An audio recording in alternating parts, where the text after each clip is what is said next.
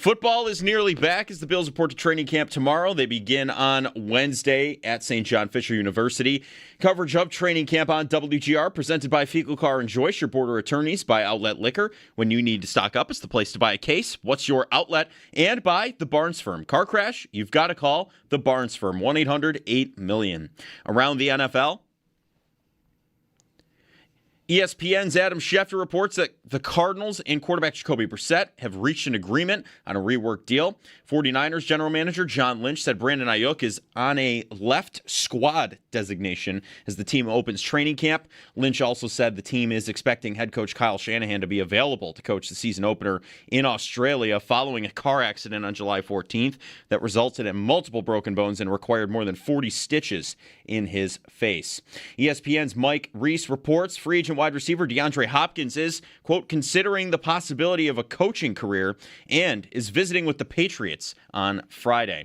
In baseball, the Red Sox, they beat the Blue Jays 6-1. The Yankees fell to the Phillies 11-4, and the Mets, they beat the Dodgers 8-3.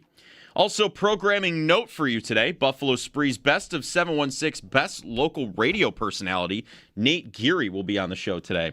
That's your Paddock Chevrolet Sports Update. Paddock Chevrolet with you for the extra mile since 1935. I'm Joe Cali for Western New York's Voice of the Fan, WGR.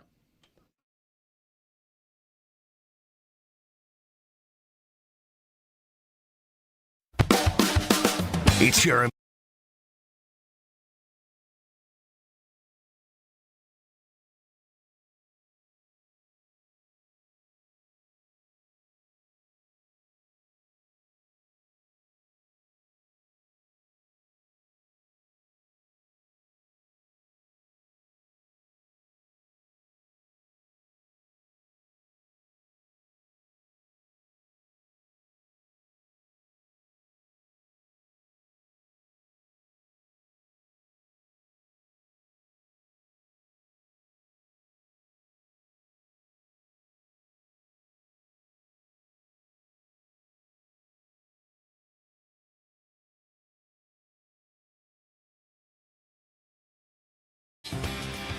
Camp week. Let's go. Camp week. And then the new stadium week, which is next week. It's New Jersey Day today, by the way, also, which we'll spend some time with in short order here. Nate's in. What's New Jersey Day? There's a New Jersey coming out today. Oh, not like the state of New Jersey. No. Oh, okay. No. That actually There's makes not more a sense. holiday for the state of New Jersey. That makes more Sorry. sense. Yeah. Yeah, that would have been weird if we were Super really weird. excited about. Well, you said new stadium, and then it's New Jersey Day. Yeah, okay, So I right. thought, like, Fair. maybe they're celebrating. Yeah, No, I don't know. They're not celebrating nothing. But Yeah. What's up? How's it going? As Joe said, Radio personality of the year. celebrating me, I guess. That's Celebrating actually me. the only reason we brought you in. Fantastic. It's the only reason we brought you in. I saw him like, oh, we should put that guy. That'd be a good get. If you guys had as many ants as me, you might win too. That's what I think. It's so funny. Somebody at work like 2 weeks ago, they were in the dentist's office. We're like, Nate, you won this in this magazine, and I was like, what magazine is that? Yeah. Didn't know I was being recognized. I don't think you should be allowed to win it if you don't know what the magazine For is. sure. I've never heard of the For magazine. sure. I've heard of the magazine, but I just, yeah. all it took was somebody in a dentist's office. That's how I was going to find out. So, Wow. Yeah. All right. Well, good. Did you decide where it's going to hang or where it's going to go? I'm thinking right next Where is to... it right now is a better It's question. at John Scott's house currently. So that's not where it's going to live permanently, I would imagine. Think so. I don't think it'll live next to John Scott has a wall of his awards. Yeah. At least I think he does. I don't know. Maybe I was thinking about putting it next to my Ganson award, my member guest. Award. That's got to go more. That's more of a prime spot, I think I have to say. Yeah, well, that gets a lot of territory. It's pretty big. So Yeah, the Buffalo Spree Awards, little smaller. It's a little smaller. So yeah, but you can find a good spot for that. You need a bookshelf. you know what? I'd Get that, like a little podcast background. I am at with that bookshelf in age. it. Yeah, I mean, you'd have to read. I guess you don't have to read them. You could just have a bookshelf for the background. Like, do we really think Schefter reads all the books that are behind him, or has read all the books? No, I don't think so. Well, you know what's funny is like talking about bookshelf age. I went to my nephew's three-year-old birthday. He turned 3 yesterday. Nice. And it was funny because like maybe a month ago, the afternoon show, they were talking about like at a certain age, you start to really like birds. And I'm pretty sure it was. I think we've talked about that a lot too. Actually, also. But my go ahead. 3-year-old nephew, the theme of his birthday party was birds. Birds. A lot of birds. Nice. Like my sister put like birds in like little fake birds in the trees, and then like hanging banners and like things of birds. Mm-hmm. And then the kids were making bird houses. Okay. So everything was truly. And I asked my sister, I was like, is he a little young to be birding already? Like, how about like, Toy Story or football? There's probably animated movie about birds, Sure, isn't there? yeah, maybe. These were very realistic birds. Like these were like different species of birds. And I just thought maybe we're a little young to be pushing him into something so serious. That just means by the time he gets to our age, he's going to be. What is he gonna have left? Well, he'll be number 1 in the world by that point in birding. I know. I just think if is. you start to feed him too many adult hobbies this early, he might not have anything left by the time he's 35. You're expecting what, like dinosaur? I'm going to a 5-year-old birthday party next week, and it's dinosaur themed. Okay. That you might expect that, right? I think that's exactly what you would expect. Yeah, I think you would expect a dinosaur theme. Yeah, for sure. I mean, Jeremy's had parties for the twins, and they've had space-themed parties. Love I think. that. That's I hadn't heard of bird-themed. yeah. This was a first for me. All right. This was a first for me. Well, lot to get to today. It's Jeremy and Joe. Jeremy's off throughout the week, and camp opens up. Players report Tuesday. Practice on Wednesday. We'll have Sal on at 7 to kind of go through how everything will work from here going forward at St. John Fisher. Then they return for the return of the blue and red, and then they stay here in Orchard Park. So that's in a couple of days. We'll look ahead to some of the biggest storylines about camp today. We'll also talk with the Chargers guest at 9 o'clock as we're going through the schedule.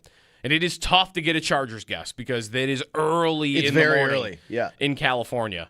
He's You might getting have, up at you might have 6 to with find us. like a remote. That's what I tried. That's Yeah. what I tried to do. Instead, I did find someone who's just an early riser. Okay. So they're going to join us coming up at 9 o'clock. I feel like the thing, though, to start with is the thing that Bills fans are mostly talking about throughout the weekend, and that's the jersey reveal today. 9:30 a.m. So we'll be on the air. We'll be on the air when they come out, and we'll get everybody's first reaction. But I kind of feel like we're already seeing a lot of people's first reaction at what the leaks of the jersey look like, which are a blue helmet with the red stripe and a gray jersey with blue numbers. Yeah. And I kind of feel like people are comparing it to what? When the Sabres revealed the slug? Like, I think people are preparing for the worst right now. Is that the sense you're getting? I don't know how much you were living online, though, this weekend also, because all of that was just on Twitter. Yeah, like it had been like someone had revealed a death in their family on the internet, right? I mean, that was kind of the general reaction. Like most people hated it. I mean, I'll be honest. I think it's the worst thing I've ever seen. But I know you guys have really liked just the stripe. Well, I what do. Are we calling I don't want to speak for Joe and Owen. I like the blue Are we helmet. calling it the bill? Is it a bill? Well, it's the charge. It's the charge more, I think. The charge. Right. I like the charge. Charge. The helmet's fine. I think that I could get by the helmet. I can also get by the helmet. It's the jersey that I think. Yeah. And also, in fairness, the leak was of a jersey that you and I would have access to, like on a store shelf, which always look bad because We would used to have access to that. We would no longer have access to that. right. Yeah. But like, I guess what I'm saying is like, the jerseys that we buy, they look terrible. Like I'm a large in everything except for a jersey where I'm a child small. Because they run so big. I am actually I thought we could maybe have fun with this today. I don't really have a go-to Bills jersey because I haven't gone to games consistently. And I've been looking for a jersey, and I don't remember what size jersey I really wear. The only jersey that still you go fits down me, one in jerseys, right? I don't know. Is it down 1? Is it down 6? I don't know. Because the only jersey that fits me is an Antoine Winfield jersey that I got when I was 10 years old that I was swimming in a 10. So this is what they didn't tell you about when you got like jerseys as kids. Yeah. Is they were actually meant for you when you became an adult. They weren't for you then. To grow into them. Yeah, right. Yeah, right. Because the jerseys now, if you buy a jersey that is your size, somebody buys you a Christmas gift that's a jersey. It's one of the worst gifts you could give someone because it doesn't fit. And you just look like the biggest loser of all time. You look like... But if everybody else is also wearing a big jersey where, like... You look like Doug from King of Queens. You're talking sleeves come down to the elbows. Yes. Like old FootJoy. Like all the old FootJoy shirts, or as we used to call them Fat Joy, because they would like go below your elbow. It's the worst shirts of all time. Mm-hmm. Yeah, this jersey that was leaked was on like a store shelf. It was bad. Yeah. It was bad. It was the Kincaid jersey, right? It was the Kincaid jersey. Yeah. That was the picture that I saw. White nameplate. Not nameplate, sorry. White name on the back. Red outline on the numbers. Blue is really the color of the numbers. Well, they tried so hard last year for the rivalry jerseys. Like you could tell there's a lot of effort. Well, I wonder because these are supposed to be like the Nickel City brand, and we'll get into some of the details when they come out at 9:30. But I've always wondered, did the Nickel City theme kind of was it made harder because of the rivalry series uniforms? Because I had seen mock-ups where a Nickel City jersey with like a chrome-looking helmet and silver numbers and like really sharp, but they kind of do look like the rivalry series uniform, so you wouldn't do that because you kind of already have something that's got silver in it, which is kind of what the rivalry series uniform has. So I don't know. Like I think we're all gonna have to get through it. People's reaction, I think, are going to be spicy at 9:30. Yeah, I do agree. I think it's more about the jersey. I think the helmet is workable. I think the helmet's a cool concept. Even that one, I'm not sure how many will truly like it. The thickness of the stripe, I know people are already talking about, like, and arguing about back and forth. The blue face mask versus doing a different color face mask. Well, it's the first blue helmet the Bills have ever had. Right? I guess where I stand is it took like 15 years to finally get a red helmet. And then now we just throw this crap out there. We're just throwing stuff against the wall. I think, maybe last year's rivalry jersey made it difficult to come up with a concept for this one, but also, I mean, Nick Sirianni's using ChatGPT for, like scouting reports. I think maybe they could have thrown it through and been like, hey, can we get a couple different variations of this in gray? Because it just looks like the laziest concept I've ever seen. Are you good with the Bills set otherwise? Like just sticking red helmet was a push, and they brought it back for the last game at the stadium, but it was only for one game.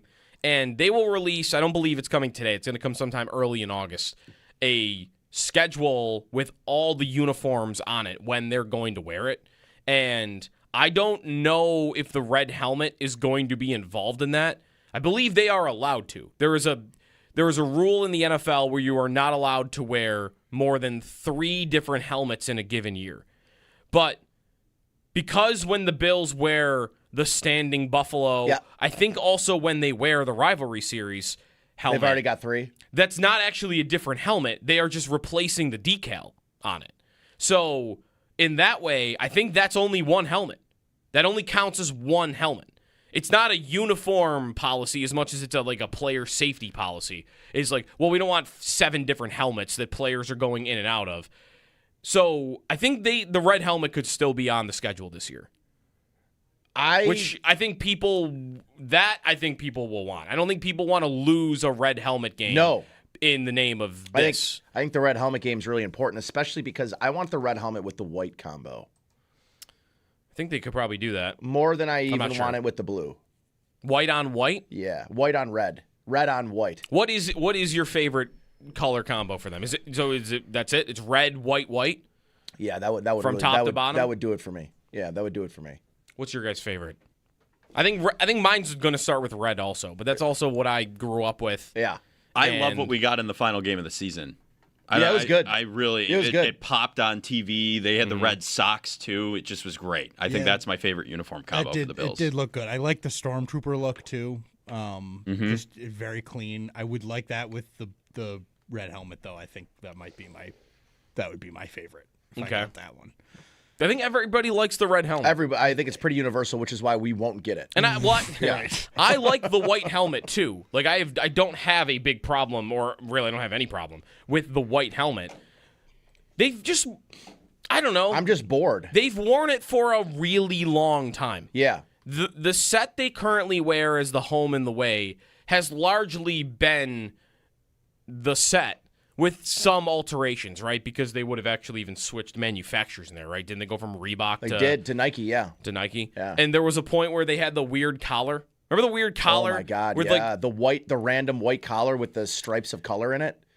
You're talking about those? No, I'm talking. Well, maybe that too. I'm talking. You're talking about the CJ the collar Spiller. that would stop when it got to your collarbone. Yes. Like when you got to the actual It was collar, so bad. that was blue. And it had these, Fitz wore those. Goofy Fitz, yeah, I'm plastic thinking- waves. Yes, I'm thinking CJ Spiller, Fitz. What was that, Joe? They're like goofy plastic waves to connect the NFL logo too. Remember Yeah, that? yeah, I There's think- just a bunch of weird stuff bad. going That on. might have been a Reebok thing, if I remember right. It was all bad. Yeah.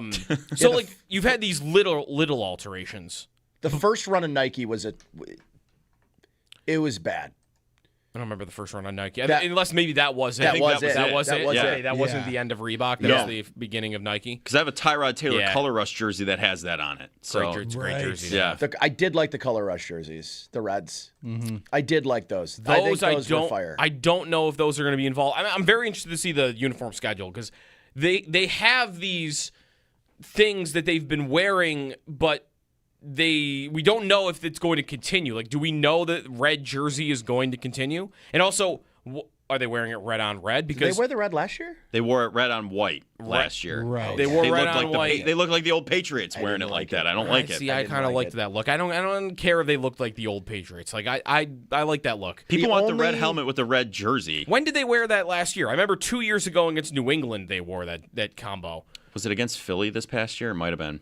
The only mismatch combo I like is white on blue. White jersey, blue pants. Yeah. I do not like the reverse. I don't like the blue. Yeah, blue. Blue on white does yeah, not look good. Doesn't look as good. Red on white was a struggle for me. Don't they always lose in white on blue? Wasn't that the thing about like white jersey, blue pants? They would No, I thought they always lose? won. It was the opposite. I think so. Maybe it was blue on blue. There's some uniform combo that is like They are bad. Yeah. that they're bad Maybe it was in. white on white. This must show how important it is though, because I don't Right. remember which one it is at all. White on blue, it goes hard. I mean, you go real color rush. You go red helmet, red jersey, red pants. Just go all out. I don't, but then you'd have to match the red because if the red helmet can't be Well- like an off version of the red on, Yes. it'd have to be the same. What I wanted to get to, I'm glad you kind of like the blue helmet. The blue helmet, red charge logo. No stripe, by the way, so they kind of meet at the back. If we don't like the jersey, and we'll see what it really looks like, what it looks like also on players. I think some people's opinion could change a little bit on either the helmet or jersey when it's on a player, but maybe not.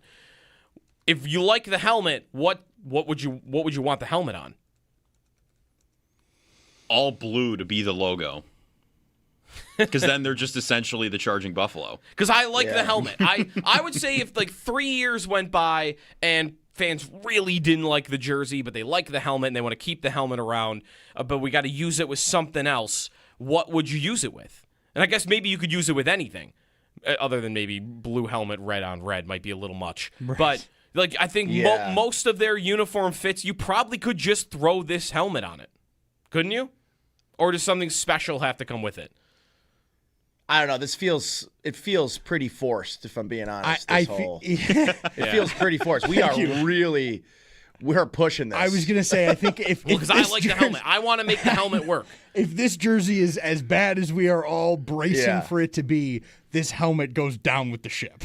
No Unfortunately, question. Yeah, it is. That is just the reality of the. It's lumped in. It can't There's survive. nobody that. is going to be like, yeah, but the helmet is pretty good. Like, You know, it's going to be probably the right. nightmare uniforms, and like- they're going to go away. The best part is it's like they were like, you know what? These guys are getting a brand new stadium. Let's give them the worst possible jersey. Let's make them look like the stadium. Yeah, let's That's make what them they chose look like to do. the stadium. You know what? Let's give them. You know, someone was like, you know what? It would be a great color for the Bills. Concrete.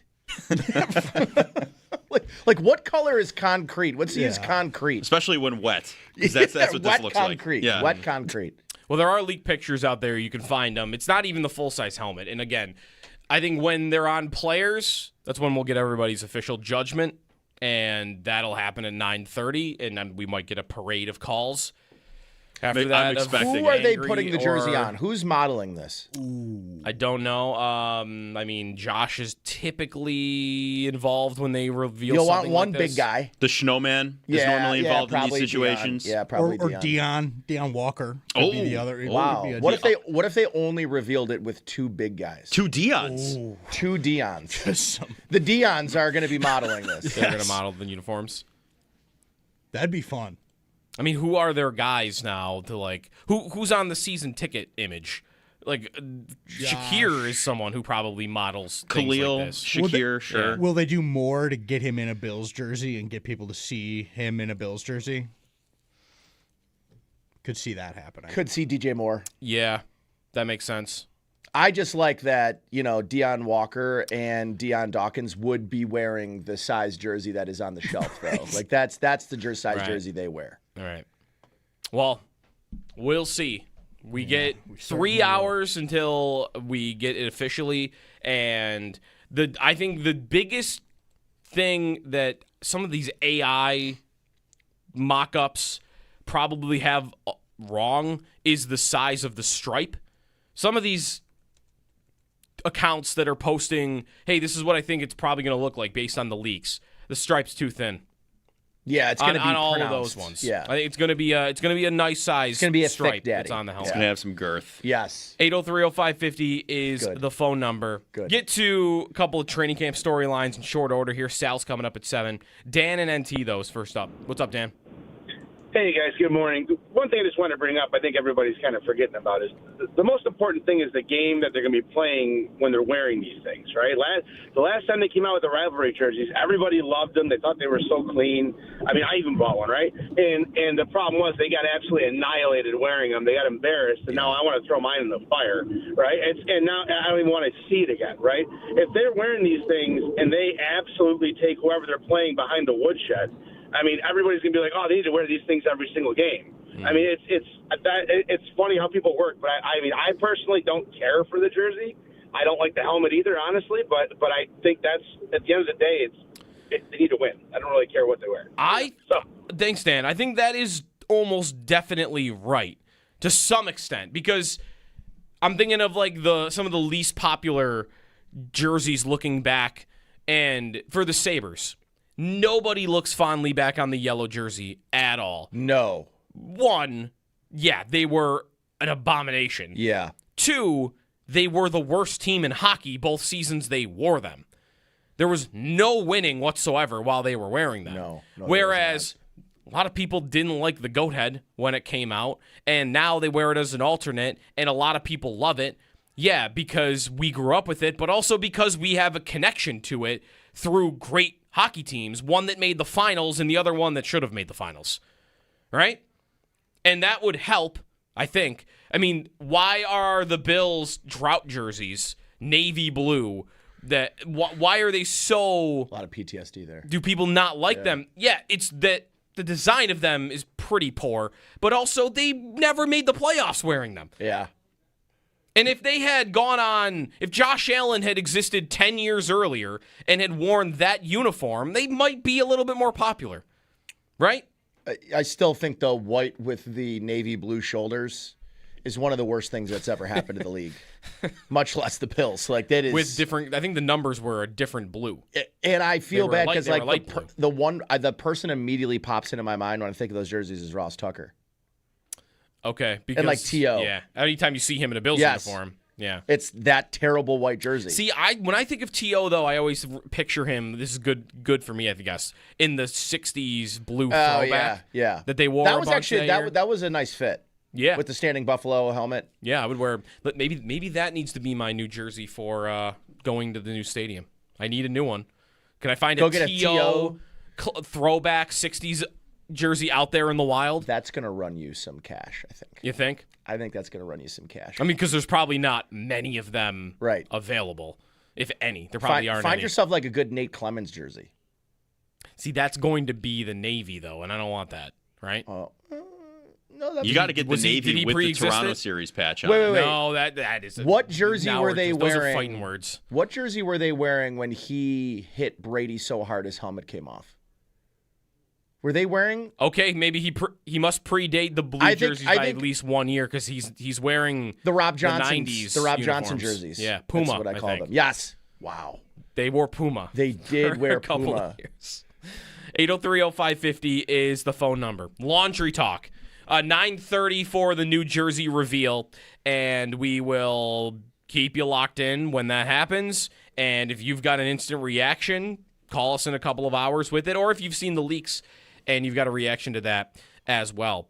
Training camp, they report tomorrow. They practice on Wednesday. We'll go through some of what Nate's expecting from this team. It's been a minute since we've talked on the air. Yes. So we'll go through some of the biggest camp storylines. I also have a question about the regular season in general. And part of it is inspired by last week when we couldn't really remember a lot of things that happened in the regular season. So that's coming up today. Sal is coming up. We got a Chargers guest at 9. A lot to get to. It's Jeremy and Joe here on WGR.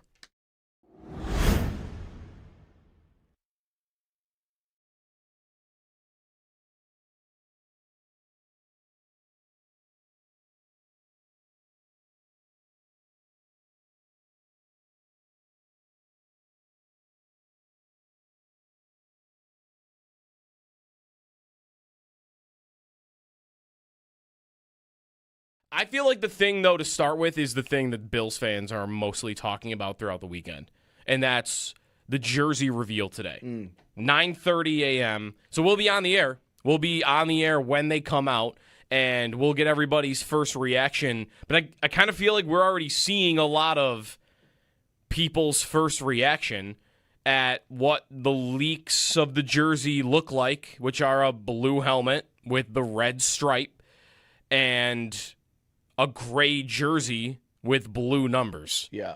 And I kind of feel like people are comparing it to what? When the Sabres revealed the slug? Like, I think people are preparing for the worst right now. Is that the sense you're getting? I don't know how much you were living online, though, Hey, this Sneaky weekend. Joe Also, 'cause DiBiase all here of that was for- just on Twitter. Yeah, like it had been like someone had revealed a death in their family on the internet. Right? I mean, that was kind of the general Most. reaction. Like, most people hated it. I mean, I'll be honest. I think it's the worst thing I've ever seen. But I know you guys have really liked just the stripe. Well, what are we calling I don't want to speak for Joe and Owen. I like the blue Are we helmet. calling it the bill? Is it a bill? Well, it's the charge. It's the charge more, I think. Charge. The charge. Right. I Yeah. like the charge. charge. The helmet's fine. I think that I could get by the helmet. I can also get by the helmet. It's the jersey that I Yes. think. Yeah. And also, in fairness, the leak was of a jersey that you and I would have access to, like on a store shelf, which always look bad because We would used to have access to that. We would no longer have access to that. right. Yeah. But like, I guess what I'm saying is like, the jerseys that we buy, they look terrible. Like I'm a large in everything except for a jersey where I'm a child small. Because was they gonna run say, so big. I am actually I thought we could maybe have fun with this today. I don't really have a go-to Bills jersey No, I haven't because- gone to games consistently, and I've been looking for a jersey, and I don't remember what size jersey I really wear.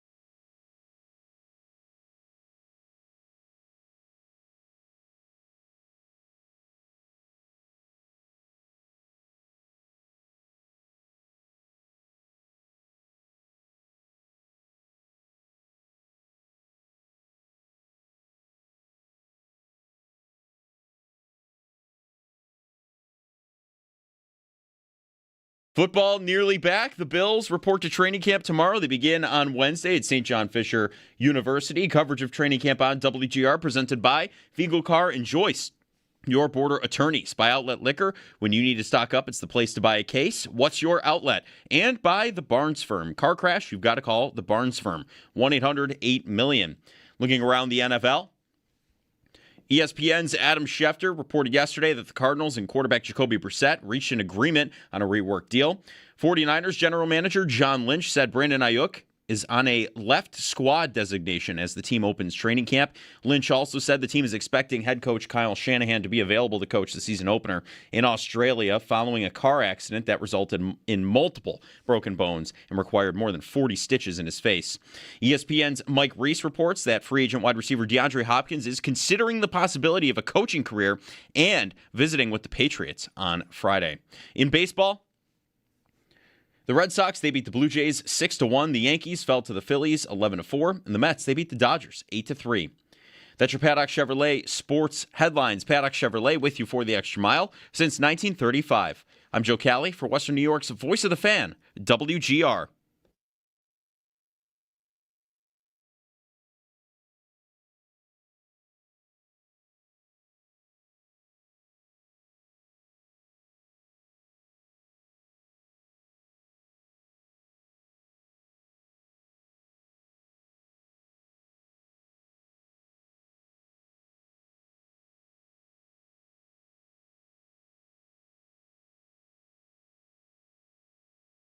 When you start out in the first few practices, it's almost like June. It's almost like mandatory mini camp. And so I kind of stay still watching the skills at that point. But once we get the pads on, I go to the O-line, D-line, and 9-on-7 because that's where the game's played. It's played in in the trenches, and you've got to be good there or you're going to probably struggle. And so I try to get to really evaluating those guys.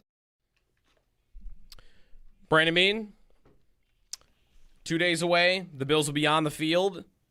St. John Fisher.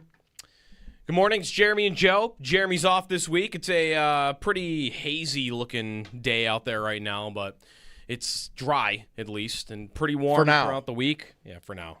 We're supposed to get some rain the next 2 days. Yeah. We had a couple storms recently over the last couple of days. This is ruining my my Ganson week preparation, my pre-tournament practice rounds. I'm not going to be able to I'm not going to be able to hit balls off grass for the next 72 hours. Is there such a thing as overworking before a tournament like that? It's very possible. What'd you do? Just do what you did last year, right? You won last year. I did. I think that. What'd you do? I think I played golf for like 25 straight days. So I'm going to ruin that. Okay, well streak, then I it think. would be ruined. I think it's ruined. I think it's ruined. That's this coming weekend. It is. Being the previous year's champion, I'm trying to think if anything is really. I mean, you are the champion already. From your words, do you have an expectation or a different sort of expectation? You might have thought you were capable of winning anyway. I don't think I thought I was capable of winning. No. In fact, I don't think it's going to be good this year. There's been such a thing as a dynasty in a member guest, where someone just went off and won like 4 in a row, 5 in a row. I mean, my partner has won 3 of the last 9. That's got to be as close to a dynasty. That's not quite a dynasty. If a team in the NFL won 3 championships in 9 years, I don't think we would call it a dynasty. Okay, but there are literally double the teams. Okay, true, fair. Do you know what I mean? There's Yes, 64 versus 32. Yes. So good point. I'm just saying, if somebody did that in a 64 team league, people would be saying greatest of all time. Yeah, 3 in 9 years. Although, yes. No, never mind. I was going to say soccer's kind of like that, but it's not because they don't play in the same league every year. It's right. just that they're eligible right. or whatever. Well, and interesting. You've got 1 trophy. Would you have room for 2? I could make room. Yeah, I could make room. I actually had to give up the family scramble trophy that I'd won last year. I couldn't play because I had my member guest this last weekend. So my cousin Zach, Zach is having quite a dynasty run in the family golf tournament at Ironwood. You know, what people don't realize about member guests is they're kind of like your fantasy league. And now this happened to me this weekend. I went to a 2-year-old birthday party Or actually, it was a 3 and a 1-year-old birthday party Combined. And So you just went right down the middle. You were like yeah. 2-year-old. The first thing said to me walking up before hello was, "Oh, we were just talking about the member guest," and I'm like, "Oh, great! I had put that behind me for a week. Like, oh, we're just right back into it. It's like it's bragging rights for a year. Yes. It's a fantasy league. Yes. We should try to make a trade today, by the way, in fantasy. You and I? Yeah, I got an idea for you. We could cook. The Bills practice on Wednesday. How many of the position battles are interesting to you? There are probably, you could say there are 4.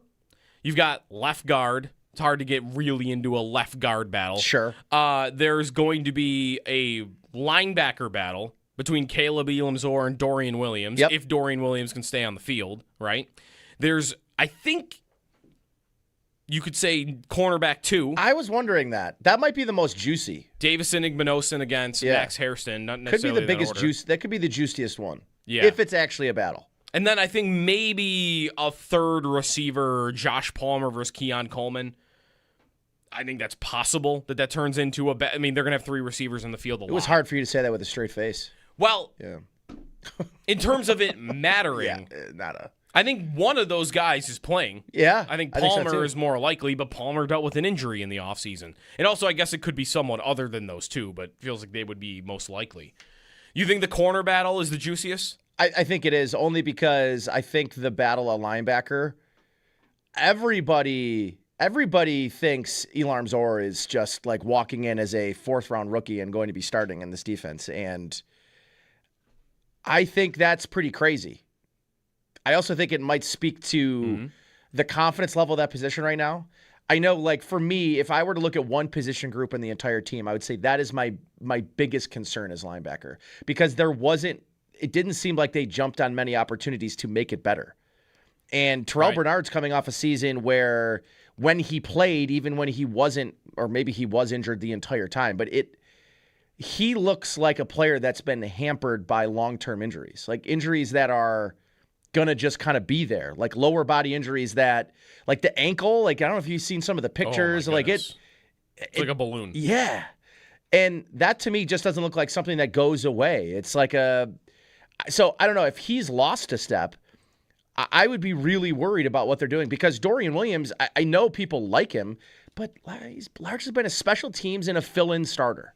And if you have a largely special teams fill-in starter penciled in next to the oft-injured, captain of your defense, who has not really played a full season, has he played a full season in his career? He probably did 2 years ago. Like maybe one full season under his belt without an injury.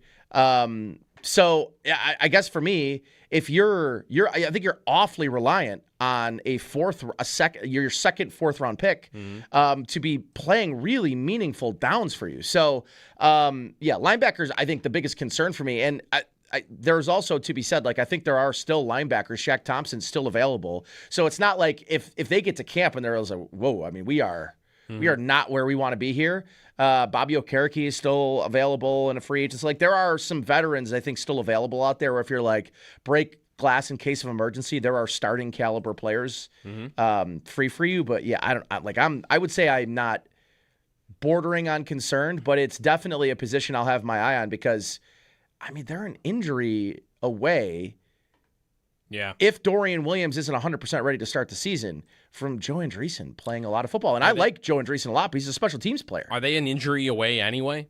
Because probably. Like what I know the mic is not really the same in this defense as it has been, but if something happened to Terrell Bernard, who is his immediate backup? Is it the loser of Dorian Williams, Caleb Elamsor, or is it already Joe Andreessen? Right. I would think it's probably the loser of those two. Okay. Yeah. They could coexist on the field at the same time. Yeah. Bobby Wagner would be the top linebacker available right now. And he's very old. He is. He's still good though. Yeah. He was in the NFL's top 100 list. Very end, like the 90s maybe, like late 80s. He's very, very old. He is 36. 38? Okay. 36 years Which old. in football years is like 51. He does. It's funny. He does not miss games though. No. He has not missed a game in like 8 years due to injury. And he is a 3-4. He's a 3-4 inside linebacker. Yeah. That would be, as you mentioned, like you're into camp and it doesn't appear as though it's looking good. I wonder about the corner spot, though. What has to happen for it not to be a rotation? I feel like we are just headed for, as long as Benford is healthy and Hairston is healthy and everybody is healthy, which is a big if because those guys have not been in their careers so far, that Igbinosun and Hairston are just going to rotate unless one of them looks so much better than the other. And even then, there's such that you have two totally different body types and skill sets at the corner position that there might be situations where even if Hairston looked a lot better than IGB during training camp, they might be tempted to get him on the field anyway while we're going up against a team today where Hairston is really outmatched physically by both of the receivers they have on the field, and there's really nowhere we could put him that makes sense for him not to get taken advantage of. So that's where we're going to put IGB on the field. Like, I think some sort of rotation is happening between those two. Here's my only pushback on it. This isn't a Sean McDermott defense anymore. Mm-hmm. Like a Sean McDermott defense, everybody, I mean, their defensive, the top snap getter on their defensive line is going to be 55%. Mm-hmm. I don't know if that's what this new defense is going to be. Like, is Jim Leonard going to really rely on heavy rotations at the defensive line the same way Sean McDermott did? Or is he going to play his best dogs? Mm-hmm. I do wonder, in a Sean McDermott defense, I think you could put that in the bank, that there would be some level of rotation, 3-1, 1-1, 2-1, whatever that might look like. Mm-hmm. I would almost probably guarantee that's the case. I just wonder if that is a Sean McDermott philosophy and not a Jim Leonard one. Mm-hmm. I would think that should be one of the first questions training camp at one of these press conferences when Jim Leonard gets in front of a microphone, because I'd be really interested to see what that looks like. Yeah, at all of their positions that would be true of, right? Because corner would be that defensive end. I mean, they're going to have some rotation at defensive end. Always, right. yeah. But right, does Greg Rousseau again? I feel like there is always a difference between what McDermott did last year and what McDermott did in all the years before that. Because last year there was blitzing and there was man coverage and there was simulated pressure. There was a lot of things that they incorporated that they often didn't. Another thing that they've done the last 2 years, they've played one guy, you talked about defensive line, more than they had. Greg Rousseau played 71% and 67% of the snaps the last 2 years. Those were the highest marks during McDermott's tenure for a defensive end. And that's a lot, but it's not as much as other coaches use. So that is a good point. Like, does Rousseau, does Chubb, does somebody go up to, hey, you're playing 80% of the snaps now? Because there are defenses where guys will do that. And here, I guess that could be true. The problem is you've spent a second round pick on TJ Parker, and you have other guys to rotate in. Michael Hoyt, if he's healthy, what might be their appetite to say, yeah, we'll start playing guys a ton more if they like some of the depth behind them. That might be more true, though, at defensive end. So I just looking back at, again, he wasn't the defensive coordinator, so you don't have to take this as gospel last year in Denver. Mm-hmm. But Jonathan Cooper played 60.7% of the snaps, Okay. and Nick Benito played 61%. Okay, so that's enough of a rotation. I would say, yeah, that's pretty The other guys healthy are working in rotation, there. Yeah. All right. 803-0550 is the phone number if you got a thought on training camp. When we come back, LeBron made his decision. Ugh. And Nate is a Knicks fan. I'm very curious to hear his reaction to that. That's next.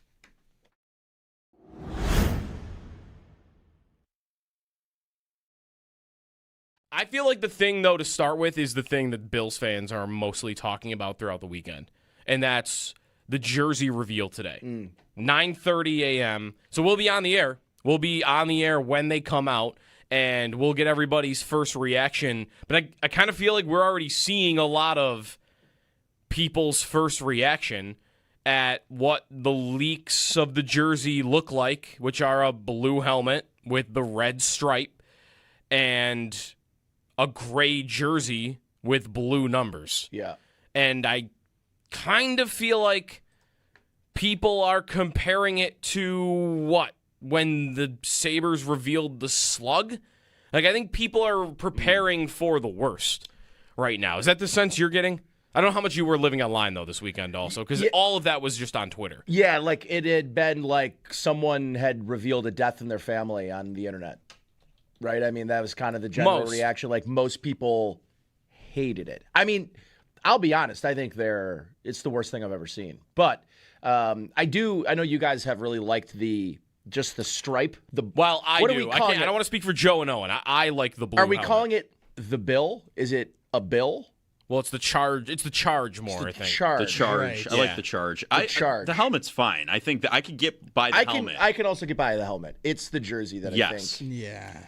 And also, in fairness, the leak was of a jersey that you and I would have access to, like on a store shelf, which always look bad. Because we would used to have access to that. We would no longer have access to that. Right. Yeah. But like I guess what I'm saying is like the jerseys that we buy, they look terrible. Like I'm a large in everything except for a jersey where I'm a child small. Because they run so big. I am actually I thought we could maybe foment this today. I don't really have a go-to Bills jersey because I haven't gone to games consistently. And I've been looking for a jersey and I don't remember what size jersey I really wear.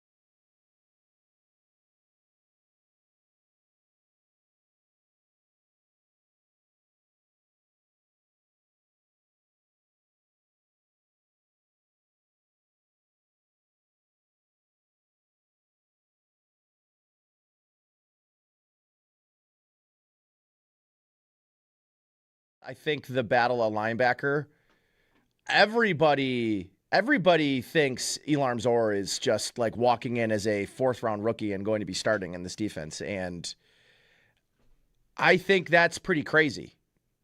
I also think it might speak to the confidence level of that position right now. I know, like, for me, if I were to look at one position group in the entire team, I would say that is my biggest concern as linebacker, because it didn't seem like they jumped on many opportunities to make it better. And Terrell Bernard's coming off a season where when he played, even when he wasn't, or maybe he was injured the entire time, but he looks like a player that's been hampered by long-term injuries, like injuries that are going to just kind of be there, like lower body injuries that, like the ankle, like I don't know if you've seen some of the pictures, like it's like a balloon. Yeah. And that to me just doesn't look like something that goes away. It's like so I don't know if he's lost a step.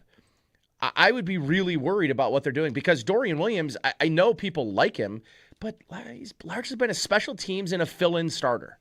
And if you have a largely special teams fill-in starter penciled in next to the oft-injured, captain of your defense, who has not really played a full season, has he played a full season in his career? He probably did 2 years ago. Like maybe one full season under his belt without an injury. So I guess for me, if I think you're awfully reliant on your second, fourth. So Friday, after the show ended, we got the big news drop that LeBron is going to Philadelphia to join the Sixers, and he took the league minimum, $4 million per year. So yes, Jason Zucker now makes more money per year than LeBron James does. All right, I want you to go first on this, because we had been having fun with it. The LeBron clue of the day. You're a Knicks fan. You should feel great about everything. I mean, really, nothing should get at you. You won the championship. Yeah. LeBron in Philly does what for you? Whereas I'm like the last of a dying breed. Like I'm still like a LeBron enjoyer. Like I wouldn't go as far as to say defender. I don't think you're last. I don't think there's a lot of people. Like, I'm one of them. We are. I like LeBron. We are in a minority though. Most people have sort of grown old of the. This one. It is year 23. This one's hard to defend in that he dragged this thing out. The league decided not to announce holiday games. Until LeBron determined where he. Since when do we care about the poor schedule makers in the NBA? I just think we're just at the point where he is. I mean, just have your farewell tour and be done with it. Mm-hmm. I don't want to keep every year being like, is this the year LeBron's? Is this the last one? Is this the last one? He goes to Philly, and like. He's going to play 55 games. Joel Embiid's going to play 43, and they're going to get bounced in the first round by Detroit. Ooh, I see that. That's the part I disagree with. It's Philly. Yes, it is. Are they not next to the Knicks the best team? Well, I guess there's teams out west too. They're the second best team in the East today. No, I think that. Well, Detroit lost some pieces this offseason, and they stole Boston's second best player, and. I guess like Giannis went to Miami, but the team they have no primary ball handler. They have no other player. Yeah. Like LeBron's going to Philly, and I think he did this for one reason, and I think he tweeted this. He's doing it because he decided, okay, I've got these 4 or 5 teams that are reaching out that are trying to get me. And at this point, if I'm coming back, the only thing I care about is winning the championship. I don't care about the storylines. I don't care about the homecoming. I don't care about playing with Steph. But I just want a 5th ring, and that's the only reason he went to Philly, because they've got 4 other great players already in the starting lineup, and he can become the 5th. But if he averages like 12, 8, and 4, he's not going to average what's 12, that 8, good? And 4. Are you setting up that he won't get credit for the ring? Why would he? Because there's no okay. So the primary ball handler is going to be Maxey. Yep. Embiid's going to be the leading scorer. Jaylen Brown's probably number 3, right? Because Maxey's going to get 20 a game. Embiid's going to get 20 a game. This is something basketball does all the time. Every time a great team gets together, it's like, I don't know if it's going to work. Not enough. Too many mouths to feed. Too many mouths to feed. It often works. They figure it out.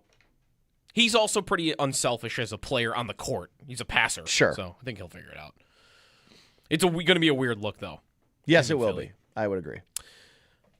When we come back, Sal Capaccio, he's on his way to a fun golf tournament up in Canada, I believe.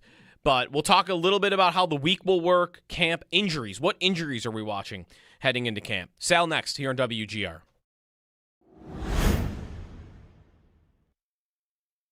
I wonder about the corner spot, though. What has to happen for it not to be a rotation? I feel like we are just headed for, as long as Benford is healthy and Hairston is healthy and everybody is healthy, which is a big if because those guys have not been in their careers so far, that Igbinosun and Hairston are just going to rotate unless one of them looks so much better than the other. And even then, there's such that you have 2 totally different body types and skill sets at the corner position that there might be situations where even if Hairston looked a lot better than IGB during training camp, they might be tempted to get him on the field anyway we're going up against a team today where Hairston is really outmatched physically by both of the receivers they have on the field, and there's really nowhere we could put him that makes sense for him not to get taken advantage of. So that's where we're going to put IGB on the field. Like, I think some sort of rotation is happening between those two. Here's my only pushback on it. This isn't a Sean McDermott defense anymore. Mm-hmm. Like, a Sean McDermott defense, everybody... I mean, their defensive... The top snap getter on their defensive line is going to be 55%. Mm-hmm. I don't know if that's what this new defense is going to be. Like, is Jim Leonard going to really rely on heavy rotations at the defensive line the same way Sean McDermott did? Or is he going to play his best dogs? Mm-hmm. I do wonder, in a Sean McDermott defense, I think you could put that in the bank, that there would be some level of rotation, 3-1, 1-1, 2-1, whatever that might look like. I would almost probably guarantee that's the case. I just wonder if that is a Sean McDermott philosophy and not a Jim Leonard one. I would think that should be one of the first questions training camp at one of these press conferences when Jim Leonard gets in front of a microphone. Because I'd be really interested to see what that looks like.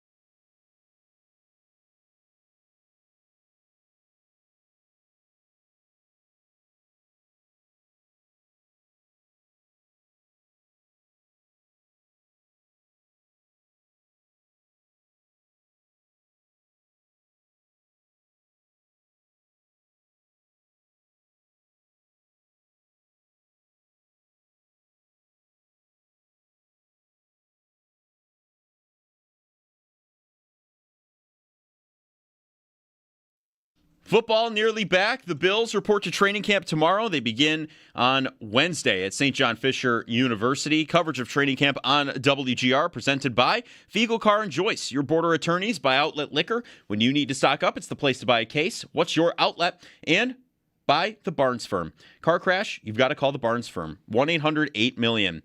Around the NFL, ESPN's Adam Schefter reports that the Cardinals and quarterback Jacoby Brissett have reached an agreement today on a reworked deal.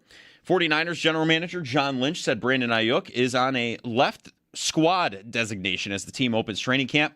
Lynch also said the team is expecting head coach Kyle Shanahan to be available to coach the season opener in Australia following a car crash that resulted in multiple broken bones and resulted in more than 40 stitches in his face.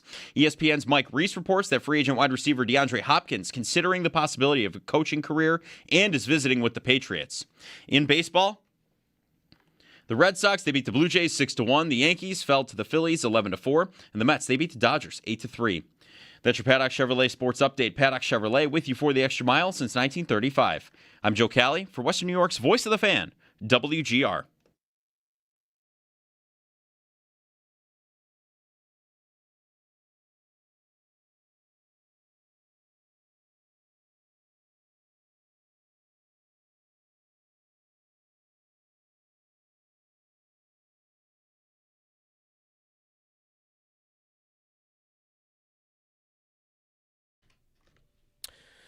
Sal Capaccio on the Wester Hotline. We are 1 day away from the Bills reporting to training camp. The rest of the players, the rookies, already reported to OP last week. They'll be on the field for practice on Wednesday. We get new jerseys this morning at 9:30. Morning, Sal. You're on the road?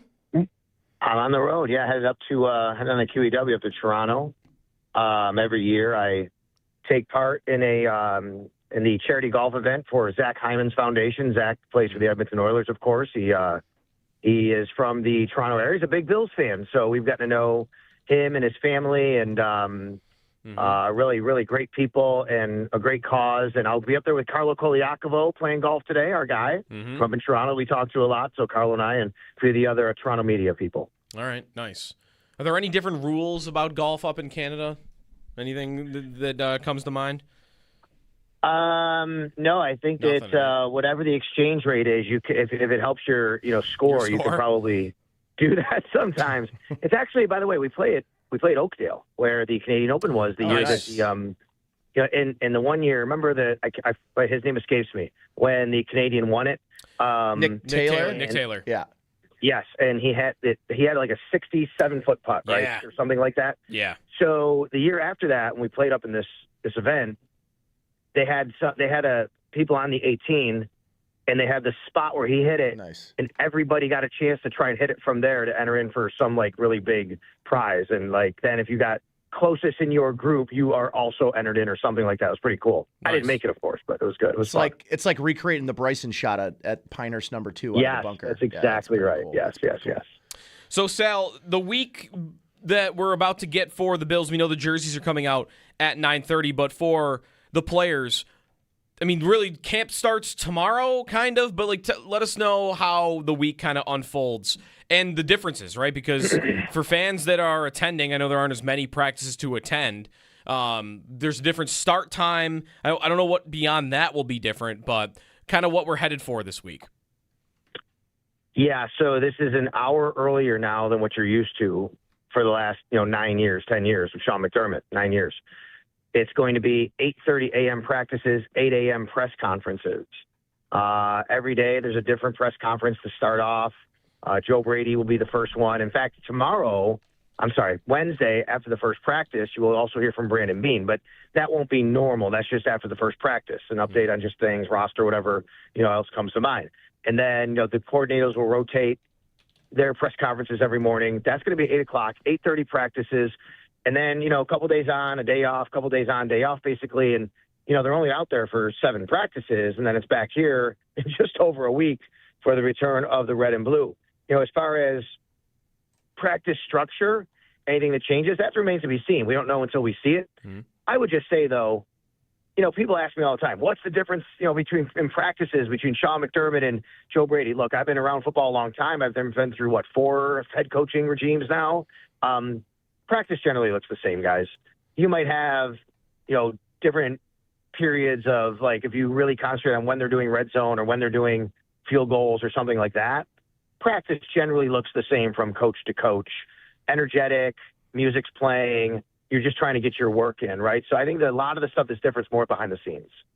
The one thing that I know has been different with past head coaches before Sean McDermott was they used to practice on that turf field a lot at Brownie Stadium. Yeah. But I mean, feel like there's no chance that Joe, don't I guess not say it until we see it, but that Joe Brady would be practicing on that turf field.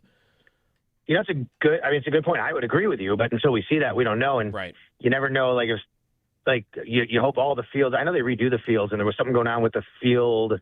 The grass field was being redone, I believe, not too long ago. But I haven't been out there yet. I'll go out there tomorrow night, and I'm guessing it's going to be fine. But you're right. I mean, they play on grass now in their own stadium, so it would make sense if that's the case, just to continue to practice on the grass, and that would be, what I would think is the case. And then you have that side grass field as well, where sometimes they just have like that's where a lot of the linemen go sometimes. Sometimes you have a media-only practice or with just very limited capacity. I don't see any of that on the schedule this year. So, but, you do have those 2 fields they do work on. And looking at injuries this week, Sal, like, are there any players that we should be watching for to see, like, okay, are they ready, or will they? I know around the league we've seen already a couple of the teams that have made it to camp. Guys are going on PUP lists and NFI lists, and for the Bills, there's a couple of names, right, to watch for this week. Yeah, I think Michael Hoyt is probably first one on the list that you think about with this. Is Michael Hoyt going to be ready to play? Really interesting question, because he said he had a goal to be ready for training camp.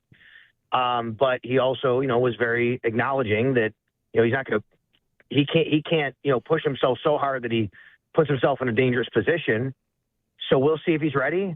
And even if he's not, I think it's, very possible he could be joining the team sometime during camp. So let's remember the difference between PUP and IR, things like that. If you can't practice starting tomorrow, Wednesday, you go on the PUP list, physically. We lost Sal there. Get him again. I think what he was about to lead into is that you could go on and off that list. I'll confirm with Sal. Like, if Hoyt could practice a week from today, that he would be allowed to. Yeah. But anyways, go ahead, Sal. We lost you when you're starting to talk about the PUP list. Yeah, if you're on the PUP list, you can't practice. Once you do practice, you have to come off the PUP list. But that's just for people on there. Because the reason is at the end of camp, there's differences about going on IR or not. So it's really there's no big difference right now to think about between PUP and IR, other than if the guy goes on IR, actually, he's out. I shouldn't say it. There is a big difference. He's out for the year. Like, you're not going to do that. So we're monitoring PUP list more than anything. And then you could have NFI, things like that. But those guys, generally you're able to come back from a lot of this stuff, and maybe that's Michael Hoyt. You asked me about injuries. That's number one. Who else are we looking at? Josh Palmer didn't take part in some of the OTAs and minicamp stuff that happened, but he was back on the field at the very end, so I think he should be fine, like very end of minicamp. So I think that should be and then I think Dorian Williams is the one we're kind of really monitoring here from guys who we were surprised about and didn't know and then didn't take part. Remember, he was on crutches, but he's been at a couple different events over the last couple months. People have seen him at. I saw him at one, the Ponchos Army meat raffle, and he wasn't on crutches, but you don't know what that means for football-wise. Tyrell Shavers also, right? But he would almost definitely go on it, right? Because the fact that he tore his ACL in January, it would be insane if he was ready. Yeah, I'd be stunned if Tyrell was out there, but man, that guy played on a torn ACL for a half, But you're right. I would expect Tyrell not to be ready. We'll see where that ends and where that lands, where it goes. And I believe that Trent Sherfield is the Tyrell Shavers, quote-unquote, replacement. I mean, not guaranteeing he's making the roster, but I think he kind of does a lot of the same things that they've had Tyrell Shavers do.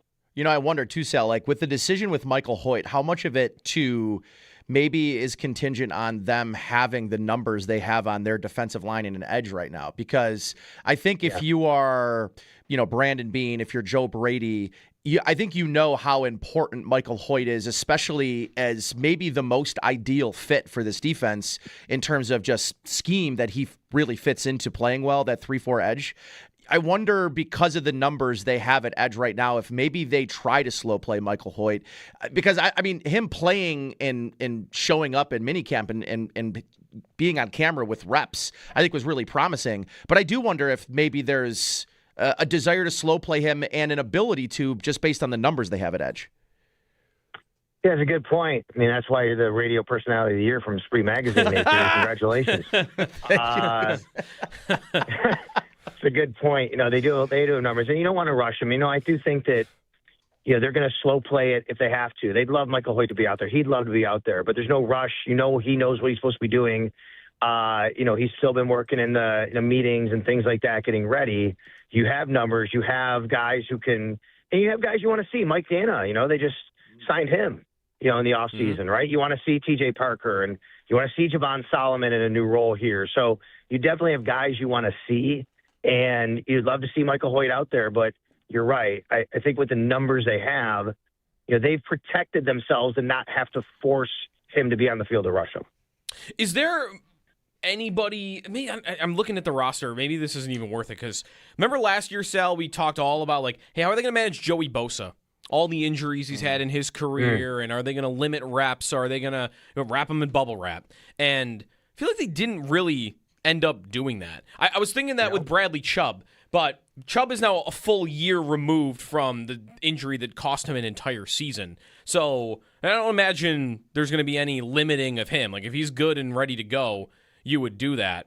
And otherwise, you look around the roster, I think maybe corner would be the next place you could turn. Like, hey, Max Hairston with injuries, but you already have him and Igbinosun probably fighting for snap count in this training camp. The guy I'm going to talk about here, but it's funny you didn't even bring him up because he did everything in OTAs and minicamp is Dalton Kincaid. Right. Oh, wow. Yeah, right. Right, but remember going back to owners' meetings, combine, and Bean and Brady talking about Kincaid and managing reps, right? I mean, that was brought up. But, he kind of seemed like he did everything. He didn't have a sleeve on during minicamp. I think he looked good to me.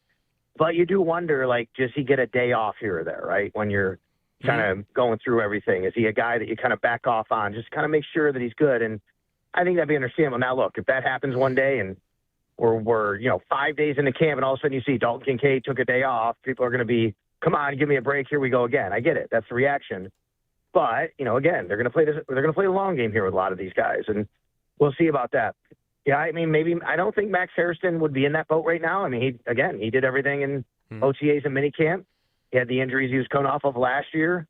Maybe Terrell Bernard is a guy because you want to protect yourself at that position. And let's remember, he told us he was still, recovering and getting back when we were at OTAs and minicamp from last year and having the injuries. And he said, he has to understand when he needs to, kind of push through things or be smart about his body and not do that when things are bothering him. And he wants to make sure he's healthy. So maybe that's a guy you look at for something like that. Another name that I would think is interesting, Sal, is Cole Bishop, because the last 2 off seasons, he's missed a ton of time in training camp in the lead up to the regular season. And like last year, I mean, if you remember this time last year, when he's going into training camp, he gets injured early. And the conversation is like, can they trust him to take over the position full time at this other starting safety? Obviously, he ends up being one of the best players in their secondary last year. But like, that's a player, Sal, I would really hope gets a full preseason and a full training camp to really start the season strong, because I know he ended it so well. Yeah, I agree. Cole isn't the biggest guy, right? And he plays very physical. And, it takes a toll on you, and you want to keep him healthy for the whole season. He's been dealing with a couple injuries throughout the first 2 years, but we see the difference he can make when he's healthy. And the Bills know that, and it's a very important position in Jim Leonard's defense. It's the position Jim Leonard plays. Jim Leonard talked about how important Cole Bishop is. He missed OTAs and minicamp with dealing with an injury. So he said he had something cleaned up in his knee. So, you want to make sure. But he said he was going to stay in Buffalo, continue to kind of get after it, rehab, and he was very confident he'd be available to play. And, we'll see when we get out there on Wednesday if that's the case. I would suspect it would be. The only thing that happens sometimes, guys, you get out there and, it's been 6-7 weeks since these guys have been off. And sometimes almost every team has a guy or two where something pops up, whether that's medical, personal, anything, where, hey, he's not available for the first day or, a couple days in. I don't think there's any contractual situations to worry about here. Last year was James Cook. So that should be okay. But you just never know until, you get that alert on Wednesday morning. Sal Capaccio with us on the Western Hotline. Sal, in the weeks leading up to camp, we've mostly focused on any battles that we could see at starting positions like linebacker. I know we've talked about a lot.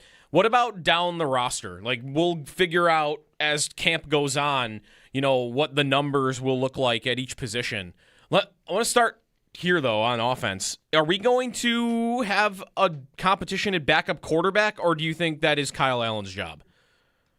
No, I think it's a competition. I'm glad you brought it up. I think it's an interesting competition. I mean, let's hope Josh Allen stays as healthy as he's been. Josh has the longest starting streak of any active quarterback in the NFL.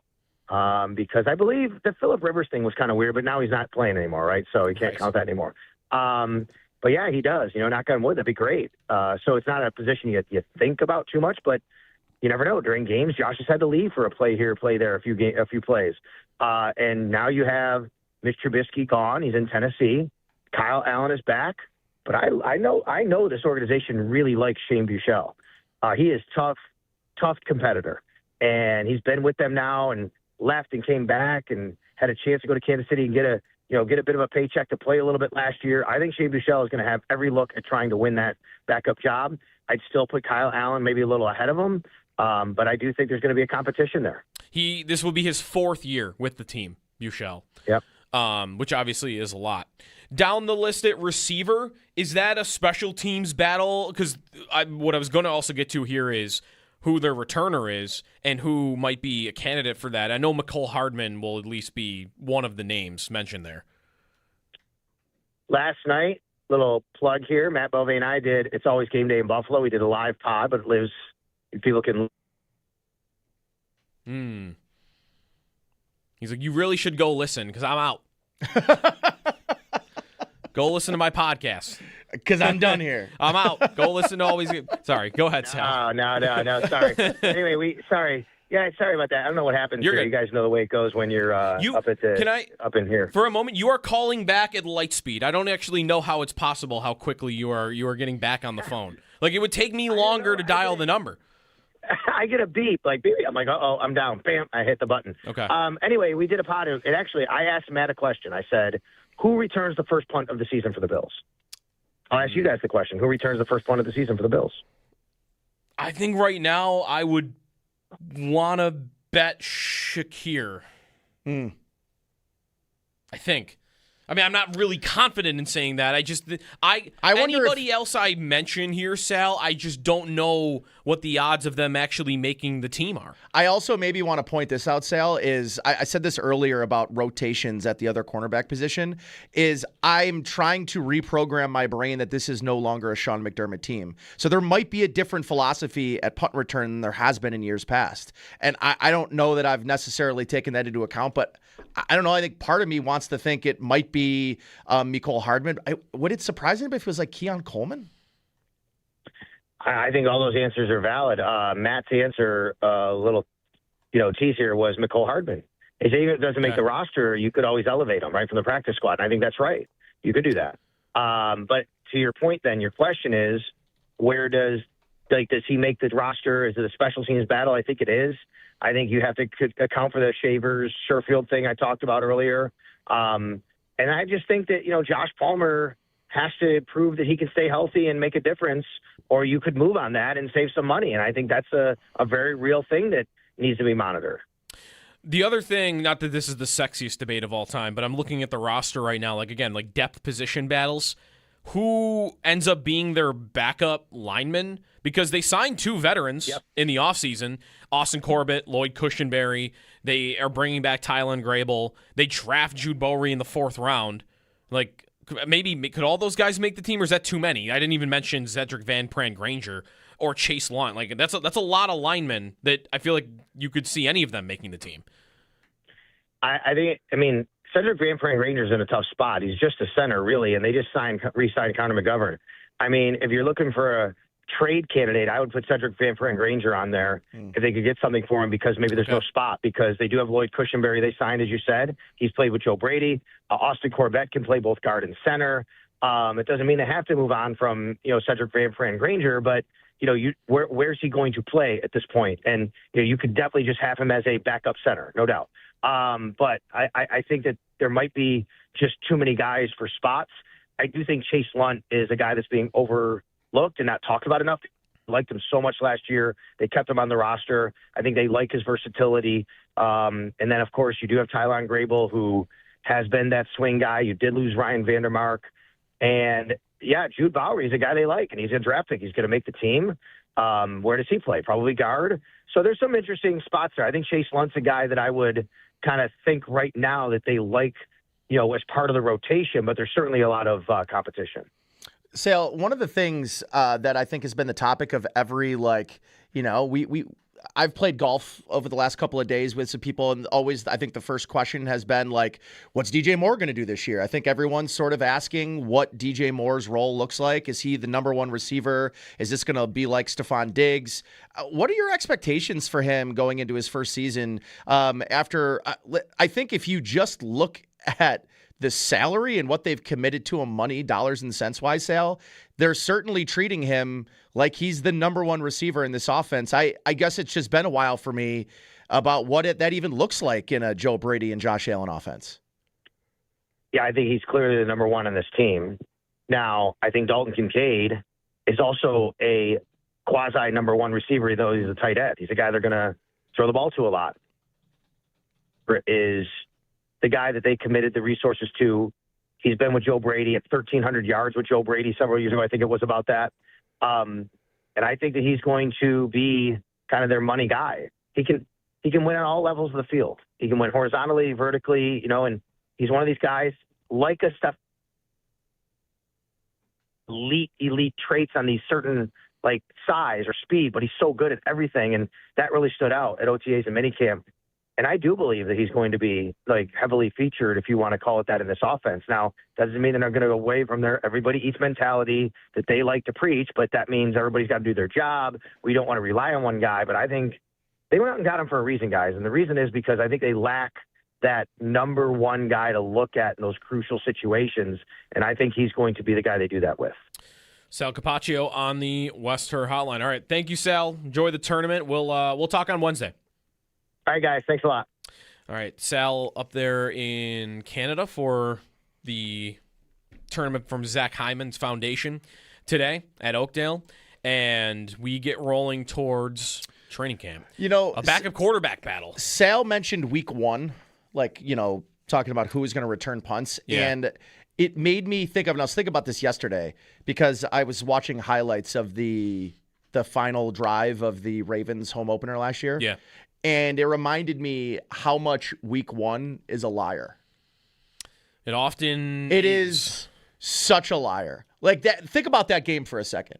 Josh Palmer goes like 5 for 60, I think, in that game. Yep. He had a big catch on the last drive. Keon goes 8 for 112 and a touchdown in that game. And you're sort of thinking like, wow, they finally have a group of receivers, and Keon's breaking out. Did Keon have 12 catches the rest of the year? Oh, what is that? What is that number? It's more than that. Is it? Yeah. It has to be more than that. Is it? So he had, in his first game for the Ravens, against the Ravens last year, he had 8 catches on 11 targets. Yeah. He had 30 catches the rest of the year. Okay. But still. Okay.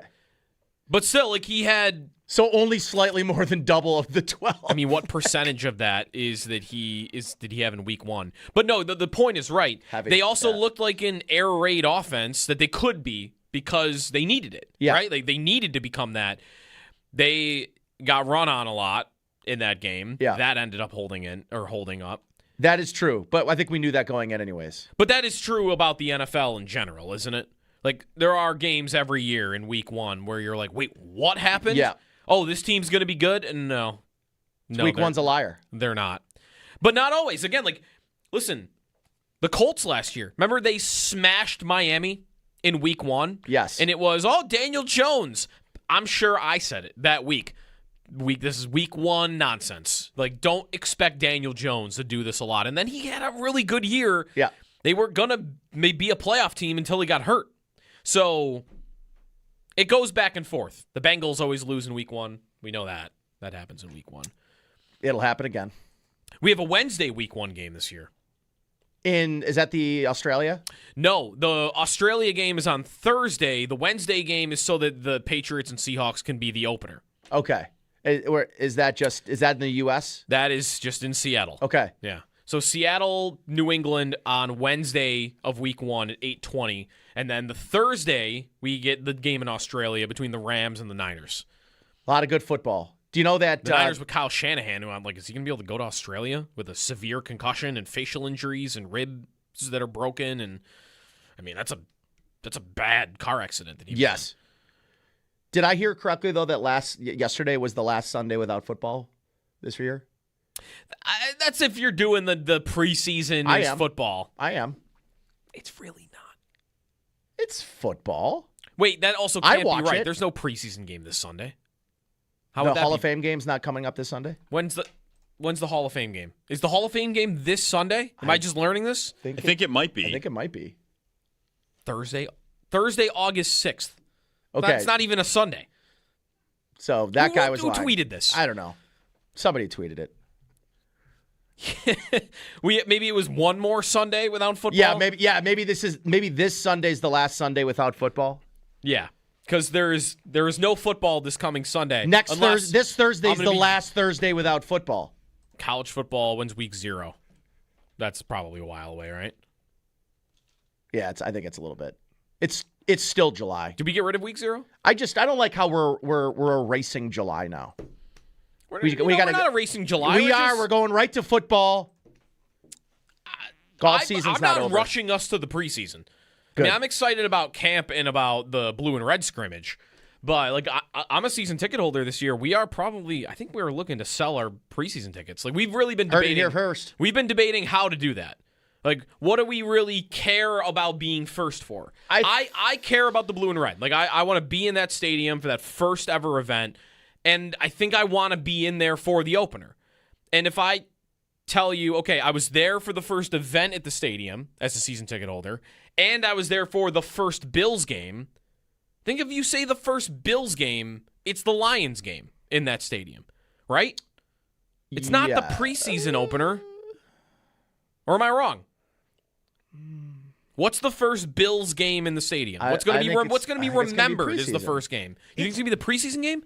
It's got to be the first actual game. I don't know. I mean, a preseason game is a game. Right. And you could say, like, it's the first true football event. The blue and red, if you want to count that as a true football event. No, we're not going to call that. That's But the preseason game is closer to the blue and red than it is to the actual football game. It's not a practice, though. That's true. They're playing not a game. practice. Way closer. Let me ask you this. I'm right. If in 10 it's years, as expensive as a regular season game. Good for you. I don't care about that at all. All right, you go. Let's say you go to the preseason game, and I go to the regular season opener. And in 10 years, we both say I went to the first Bills game at the new stadium. Who's right? I think you're both right. On the calendar, We're he's both correct. right. I think you're both right. But it's not a real game. I used to tell people I had never been to a Bills game before last year because I had been to one preseason game. I agree with that. Yeah, like you would not been to a real Bills game if you've only been to preseason. Yeah, but Exactly. but here's why this one's going to be different. Those preseason games, there's probably like 30,000 people in the stands. Kids Day, maybe 40. Yeah. This place is going to be every single seat in the house will be. It's going to be full. And nobody's going to play good football. Shane Buechele's Yeah, going to be Shane throwing passes. Buechele, brother. It's going to be a joke. It's not. He's the real. Raging Cajun. I don't That care. He went to SMU. Yeah, he went to SMU.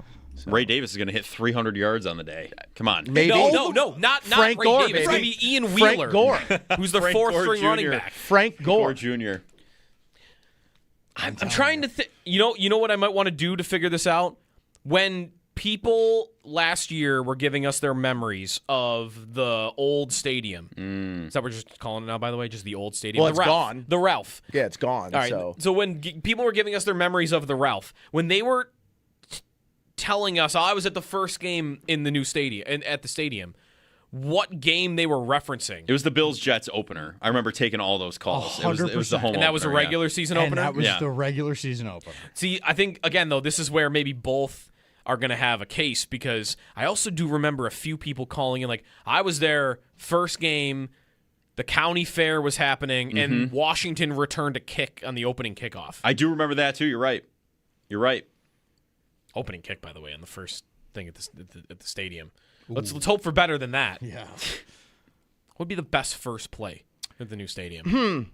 So I did just search using the beautiful AI tool. I said, what was the very first game great. We'll trust played that. at Ralph Wilson Stadium? What do you think is listed here, guys? The preseason game. The preseason game. Because AI has no way to understand any kind of What's context the very ever. first game I wonder ever why it played? thinks the first game ever was the first thing that game happened. is What the are we first doing? game played. On the calendar, you're absolutely right. Come on. Of course the computer thinks the first game is the first. Now Owen thinks he's smarter than computers. I know. I'm smarter Getting than out- that computer. I'll getting tell you out of that hand. right now. I agree with I'll Owen. say it right now. I'm I will smarter than take- that computer. I'll take Owen over that Man. computer any day of the week. But no Joe, matter are you on- what, I'm with you because no matter what, These tech guys. if you end up going to the regular season game and Nate goes to the preseason game, and 10 years later you're telling whoever I went to the first Bills game, He beat you to the stadium no matter what. I You was got there. the first stadium experience. But Well, if you didn't go to the game, the actual football game, then he's got you beat on the How about going this? to an actual game. I want to establish on the record, if you can buy a beer there, it's a game. Okay. I think I might. If you can wait a buy minute, a wait a beer, minute, wait it's a a minute, game. wait a minute. concessions. I think I'm going to be able to buy a beer if I want bet you not all of it's going to be at the open. blue and red scrimmage. Not everything's going to be open, I bet. Already shifting maybe your- they're your going to goalposts soft. here. They're You know going to what? soft launch. That's fine. I'm going to beat you to it. Soft I'm just going to openings. go ahead in 10 years be like, I was at the first game at the stadium. Who they played? The Bills. It was a scrimmage. Yeah. It's like that's like a soft opening. That's spring game. It's like a restaurant. The It's full a- menu's yeah, not on it's display. a- That's not the it's a opening of the spring game. restaurant. They've got 3 protein items. That's about it. Right. Like they're not going Listen, full the menu. preseason. You get a full tasting. Josh menu. Allen's going to throw more passes at my event than your event. Yeah. Who knows? But Depends. What's a soft menu? You're going to We a get a game full tasting to in the watch a bunch of preseason. guys that aren't going Yes. to make the team. right, You it's get a full tasting menu. You actually get the extended secret menu of That's players right. who aren't going to I play. think, the you're, regular I think season. you're walking into you've laid a trap for yourself, like a soft opening. The restaurant's not open, not fully open, like really friends- open until you get the full menu. No, You're no. not getting the You're full talking menu friends until and the family. Lions game. You're talking friends and family. We're talking soft opening. Big difference. An extended secret menu because you're never going to see these guys play in a regular Correct. season. I care so about- you get a dose of Frank Gore Jr. You're not going to get in the regular season. I care about the tasting menu of the football players playing the football more than I care about the beer or the hamburgers. Give me Josh Allen over the hamburgers. Although I am excited about the beer and the burgers to try that. Sure. out. Yeah. a lot to be excited about. Way more excited to see Josh Allen hurdle a guy. You might see Shea I don't- Michelle do that in a preseason might. game. He's going to hurdle an insurance salesman on the 30-yard line. It's 7:33. We'll pick this back up on the other side. Who's right here? First game at the new stadium. Is it the preseason game or the regular season game?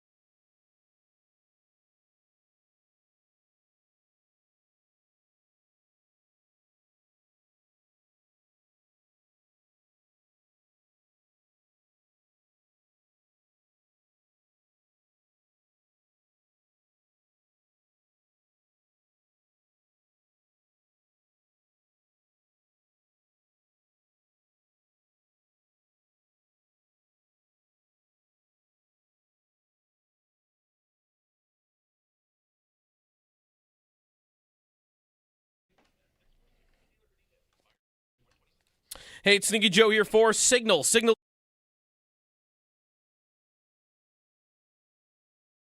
I think the battle of linebacker, everybody thinks Elarm Zor is just like walking in as a 4th-round rookie and going to be starting in this defense. And I think that's pretty crazy. I also think it might speak to the confidence level of that position right now. I know, like, for me, if I were to look at one position group in the entire team, I would say that is my biggest concern as linebacker, because it didn't seem like they jumped on many opportunities to make it better. And Terrell Bernard's coming off a season where when he played, even when he wasn't, or maybe he was injured the entire time, but he looks like a player that's been hampered by long-term injuries, like injuries that are going to just kind of be there, like lower body injuries that, like the ankle, like I don't know if you've seen some of the pictures, Oh my like goodness. It's like a balloon. Yeah. And that to me just doesn't look like something that goes away. It's like so I don't know if he's lost a step. I would be really worried about what they're doing, because Dorian Williams, I know people like him, but he's largely been a special teams and a fill-in starter.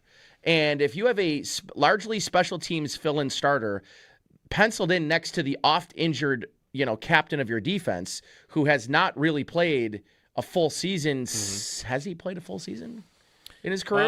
He probably did 2 years ago. Like maybe one full season under his belt. without an injury. So I guess for me, if I think you're awfully reliant on your second, fourth round pick to be playing really meaningful downs for you. So linebackers, I think the biggest concern for me, and there's also to be said, like I think there are still linebackers. Shaq Thompson's still available.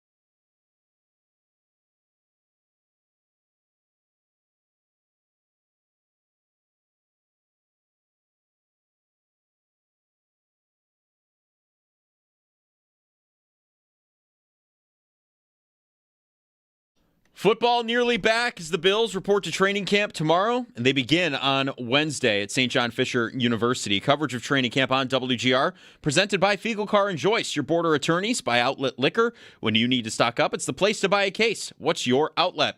And by the Barnes Firm. Car crash? You've got to call the Barnes Firm, 1-800-8-million. Around the NFL, ESPN's Adam Schefter reports that the Cardinals and quarterback Jacoby Brissett, they reached an agreement on a rework contract yesterday. 49ers general manager John Lynch said Brandon Ayuk is on a left squad designation as the team opens up training camp. Lynch also said the team is expecting head coach Kyle Shanahan to be available to coach the season opener in Australia following a car accident that resulted in multiple broken bones and required more than 40 stitches in his face. ESPN's Mike Reese reports free agent wide receiver DeAndre Hopkins is considering the possibility of a coaching career and is visiting with the Patriots. In baseball, the Red Sox beat the Blue Jays 6-1. The Yankees fell to the Phillies 11-4, and the Mets, they beat the Dodgers 8-3. That's your Paddock Chevrolet Sports Headlines. Paddock Chevrolet with you for the extra mile since 1935. I'm Joe Cali for Western New York's Voice of the Fan, WGR.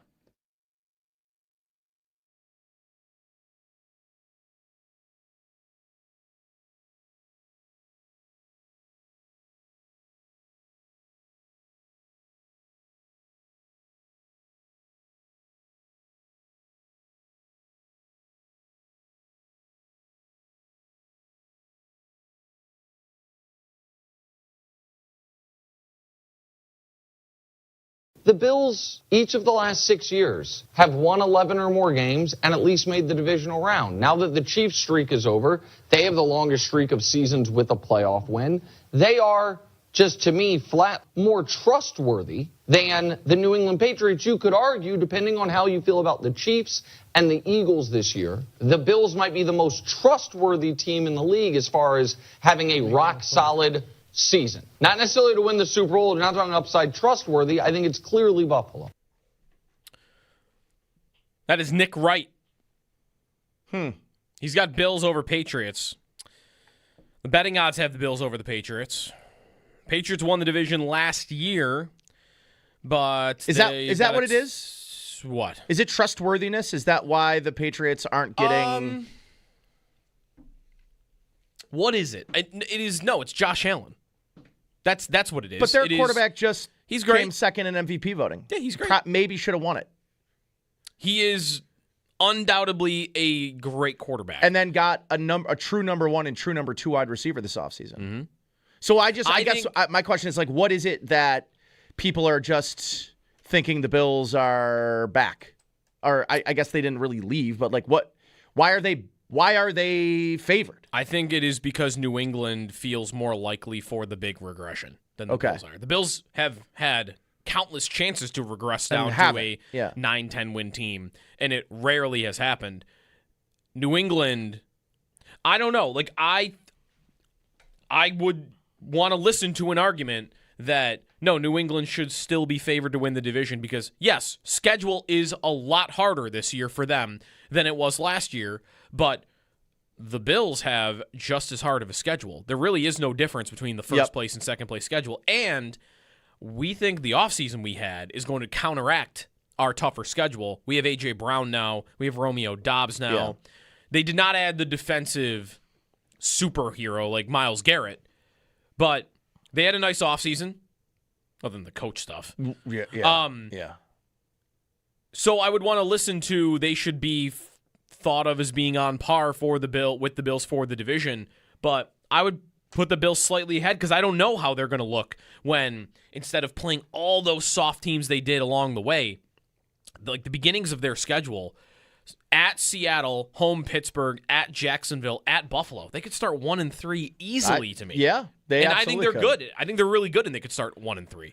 You know what's funny is I think I don't quote me on the exact teams, but it was like there was a 3-week stretch towards the end of the season last year where the Bills played Philly, Houston, and who was it? It was another really solid team at the end of the season. Last year, yes. Last year, the Bills finished the season at New England, at Cleveland, home Eagles, home Jets.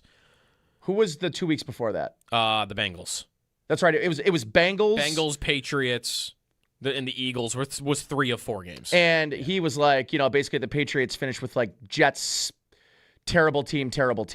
And that was kind of the difference last year. Like during that same stretch, the Patriots were playing a 4th place schedule. They're not playing a 4th place schedule this year. They are playing a legitimate number 1 schedule. But to your point, there's not that big of a drop off between the 2nd place and 1st place schedule. Right. I don't know. By Warren Sharp, who does his strength of schedule by the Vegas win totals, he has the Bills with the 14th easiest schedule in the league, so middle of the pack. New England, the 12th easiest schedule in the league. So like it's kind of crazy because they're almost the hardest. They're almost exactly next to each other. Yeah. Miami is the 2nd hardest. Just hilarious. That is a thing every year that all the narratives that get talked about with teams, all the stories that get told about their seasons, so much of it just really comes down to how hard was your schedule? Mm-hmm. And even this is forecasting it. We don't know how easy a team schedule will end up being or how hard it will end up being. But right now, we talked to Nolan Bianchi last week about the Lions. And like, why are the Lions favored by so much over Green Bay and Chicago? Because in my mind, like, they're all relatively the same. Didn't they finish last place? The Lions? Yeah. They finished maybe 3rd, but whatever. The schedule's the difference. They have the easiest schedule in football. Yeah. And the Bears and the Packers are both on the harder end of the league. That's what the difference. Detroit, if they win 13 games this year and those other 2 teams win 11, It's going to be, the Lions, better season, better team. Like, no, they just had Easier schedule. They just had easier teams to play.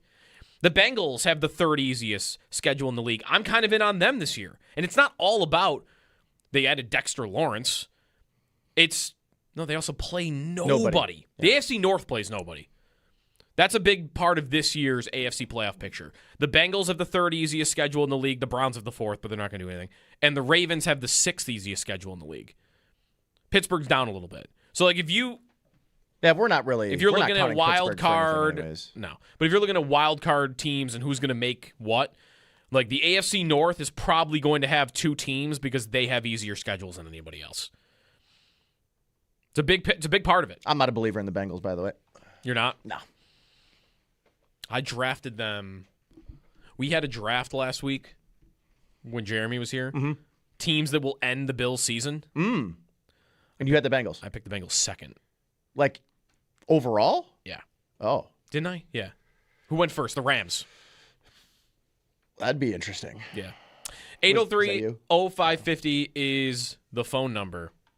How meaningful is this regular season going to be? I got a couple bullet points I think make it seem like this is going to be a much more meaningful regular season than previous years, and there's a bunch of good reasons for it. We're also waiting on the new jerseys. 9:30 this morning for the Nickel City Alternates. It's Jeremy and Joe. Nate's in for Jeremy today, and this is WGR. I wonder about the corner spot, though. What has to happen for it not to be a rotation? I feel like we are just headed for, as long as Benford is healthy and Hairston is healthy and everybody is healthy, which is a big if because those guys have not been in their careers so far, that Igbinosun and Hairston are just going to rotate unless one of them looks so much better than the other. And even then, you have two totally different body types and skill sets at the corner position that there might be situations where even if Hairston looked a lot better than IGB during training camp, they might be tempted to get him on the field anyway we're going up against a team today where Hairston is really outmatched physically by both of the receivers they have on the field, and there's really nowhere we could put him that makes sense for him not to get taken advantage of. So that's where we're going to put IGB on the field. Like, I think some sort of rotation is happening between those two. Here's my only pushback on it. This isn't a Sean McDermott defense anymore. Mm-hmm. Like, a Sean McDermott defense, everybody... I mean, their defensive... The top snap getter on their defensive line is going to be 55%. Mm-hmm. I don't know if that's what this new defense is going to be. Like, is Jim Leonard going to really rely on heavy rotations at the defensive line the same way Sean McDermott did? Or is he going to play his best dogs? Mm-hmm.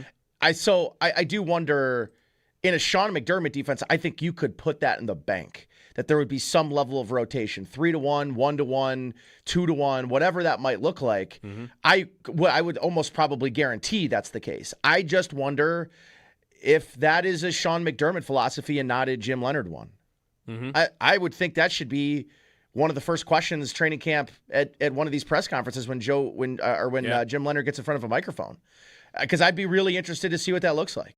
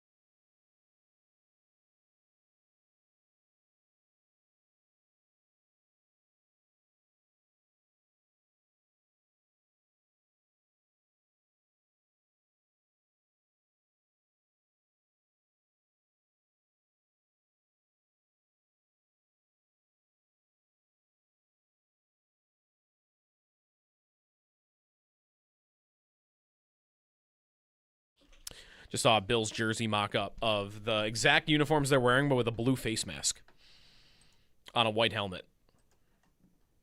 Just tinkering around with it. In the lamest holdout situation of all time, it's been settled. Jacoby Brissett back to Arizona for like $20 million. Who's going to be the worst team in football this year? Cardinals? No, it'll be Dolphins. Dolphins? Yeah. It'll be Dolphins by a long shot.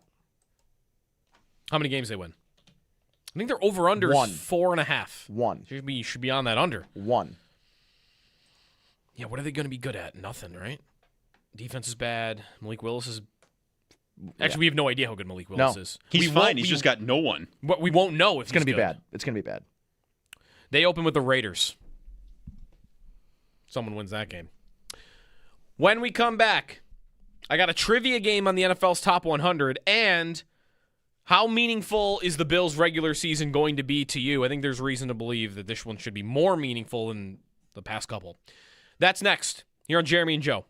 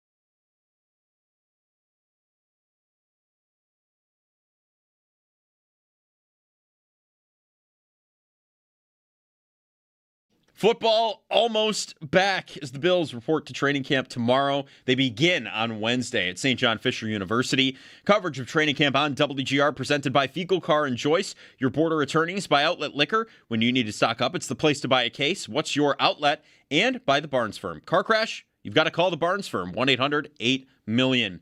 Around the NFL, ESPN's Adam Schefter reports that the Cardinals and quarterback Jacoby Brissett have reached an agreement on a rework contract yesterday.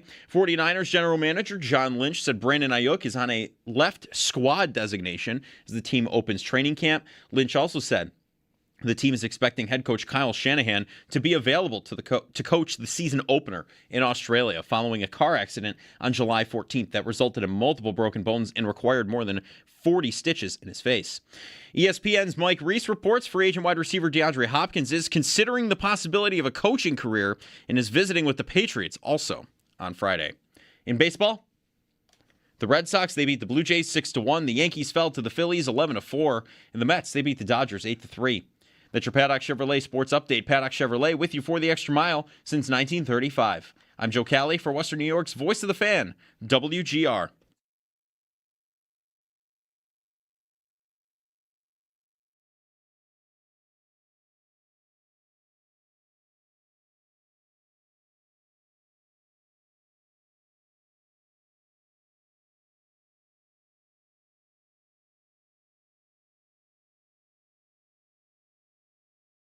My initial impression, man, he's like a mad scientist. Like, he just always stays the same, throughout the whole time, but he draws up some of the most intricate blitzes and formations and stuff like that. So it's really dope to see how, just defenses evolve and everybody, kind of runs the same things, but how a coach puts his spin on it. Coming into my rookie years, I had Vance Joseph. Jim Leonard comes from that tree. So it's seeing the parallels from year 1 to year 9, it's kind of crazy. All the certain calls starting to come back to me. I'm like, oh, I do remember this. I do remember the technique in this. So it's been fun just to, get around him.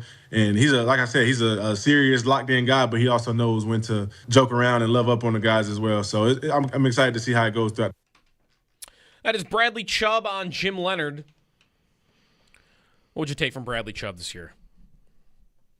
Would you take his season last year with 8.5 sacks? Yes. And played all 17 games? I think so.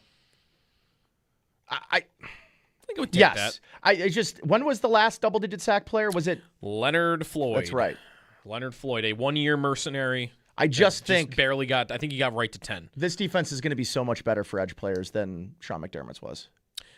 That seems to be the reputation of Leonard and the way they design rush lane. More than that, like, there's been a lot of talk of more freedom from those players. Yeah. To go, just make sure you get the quarterback. Go all out. Also, the other thing, speaking of the schedule in the last segment, this is one category where the schedule matters a lot. Quarterbacks taking sacks and who do you play? And like, just look at even the first couple of weeks. They play C.J. Stroud in week 1. He's going to take sacks. You could pile up some sacks. Yes, you could. We don't know how much better the Houston O-line will be this year, but Stroud takes sacks historically. Goff, yeah, a little bit. Yeah. Herbert when his line's bad. He takes sacks. Drake May. Oh, sorry. I almost said Drake May does not. Drake May. He took some bad ones in that last Bills game. I think he took a record number in the playoffs. Yes. Stafford does not. I mean, Vegas will have a rookie, so probably there's enough guys. I'm looking who are the most Geno's going to take sacks. Geno will take sacks. You get him twice. Jordan Love, Mahomes won't. Nope. Never does. I don't know about Malik Even Willis. with a brand new knee, I don't think he's going to be taking sacks. So, that would almost the way that sounds about Leonard, the way Chubb talks about him. I feel like I'd be disappointed if somebody doesn't get double-digit sacks this year. Let's see it be different. Let's see some evidence of, McDermott, the way he did things, there were a couple of consequences to everybody's got to be really responsible in their rush lanes, and we're going to have a really even rotation. And that's going to make it harder for guys to get 10 sack seasons, 12 sack seasons, 15 sack seasons. So, okay, here comes the new guy, and he's all about aggressiveness and all about attacking the quarterback and going and getting a guy. And if I just have 4 guys that have 8 sacks again, I'm going to feel like I'm in the same spot I've always been. So it doesn't have to be Chubb. but I like somebody to get 10. I like Give it to me be somebody Rousseau. to have a career year rushing Rousseau. the passer. I like Rousseau in that. To have a career year rushing the passer. I think this is going to be such a perfect defense for him. And he doesn't have to be the anchor anymore. Mm-hmm. Like, he doesn't have to be the guy that stops his rush lane to get up the field, like to make sure that there's no cutback lane. I see him being the guy. We've all talked about, really, since he was drafted, like, it looked better with him in college. He got a majority of those sacks his senior season, or the last year, I should say, not his senior season, but his last year at Miami from the interior. Yeah. So, I do wonder if you see a little bump down. I know that they've really committed to him playing outside linebacker, but I would imagine that if you're Jim Leonard, you're looking at Ed Oliver and you're looking at Greg Rousseau and saying, I could do some stuff with these two guys. We could do some interesting stuff with these two guys. So Ed Oliver could be an interesting candidate for a career high in sacks. He could get you double digits. I think it's less likely than Rousseau, who's playing from the edge. I guess I would put it in this order of guys I think most likely to get double-digit sacks. I think it's Rousseau. I think it's a gap at Oliver, Bradley Chubb. And then probably another gap, and you're getting down to like, hey, TJ Parker, Defensive Rookie of the Year. Would you take candidate. 6 sacks from TJ Parker? Yeah, because that means he's probably on the field playing, and the pick wasn't a flame out. And what about Michael Hoyt? I just don't know how healthy I'm so unknown to me on the role and the health that, sure, if he did it, it'd be incredible. Like Lorenzo Alexander level hybrid and production coming in right away. Lorenzo Alexander had a year with the Bills where, didn't he have 17? What was the big year he had? No, it wasn't 17. It was 12 and a half. 12 and a half. From linebacker, right? Yeah, in the 2016 season. Yeah, I remember him moving all around. But that was it. Yeah, we'll see if they're more aggressive in that way. I mean, this is part of why I wanted to get to like the regular season, and I believe it's a more meaningful regular season. I think this is one of the reasons.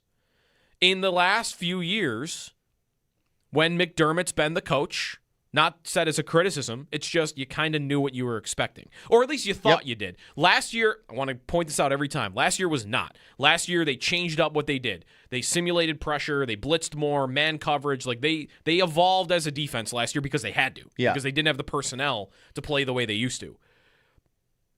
But otherwise, didn't we kind of know what we were in for, coaching-wise? Every year, like there'd be some questions about the offense, but defensively we kind of knew it. You knew teams were going to run on them, and they were going to not let up big plays. We kind of knew what we were expecting by game management, right? Like regular season, especially, like they're gonna be aggressive. They were gonna go for it on fourth downs. They were gonna be one of the smarter teams punting. They were gonna lose all their challenges, right? Yes, we knew what we were getting. Yeah. Now, part of why this regular season's more interesting is all of that is new. All of that is new. Jim Leonard on the defensive side of the football. How different is it really going to look? How unique is it really going to look? Where does he put certain guys like Rousseau? Does he play more inside? Is nickel a position they're still using even close to as much? How many linebackers are on the field at the same time? Who are the linebackers on the field? There are so many questions there. And then with Brady, how open are you to him being truly different than he's been? Because that is getting said time after time, and I'm wondering it too, and I've said it, that there are questions on offense as well. Maybe not as much about how good they'll be. I think the defense could be anywhere from like the 25th defense to the 5th defense. Like there is a total, I have no idea how good their defense is going to be. Offensively, we know what their floor is. Josh Allen's your quarterback. You are going to be a top 10 offense. It's written in stone. But how are they going to want to play? Are they going to run the ball as much as they have? Are they going to be as conservative on second and third and longs? Or does DJ Moore make them different? Does Brady not having McDermott over him truly make him a different play caller on offense? Because that is out there as an idea, and I don't know how much I want to buy into it. I think I want to buy into it a little bit, though. And their personnel being different adds to that. Like last year, when it is 3rd and 9, they threw a lot of screens to set up 4th and short. Well, you didn't have DJ Moore last year. That's right. So can you go for first down more often on 3rd and 10?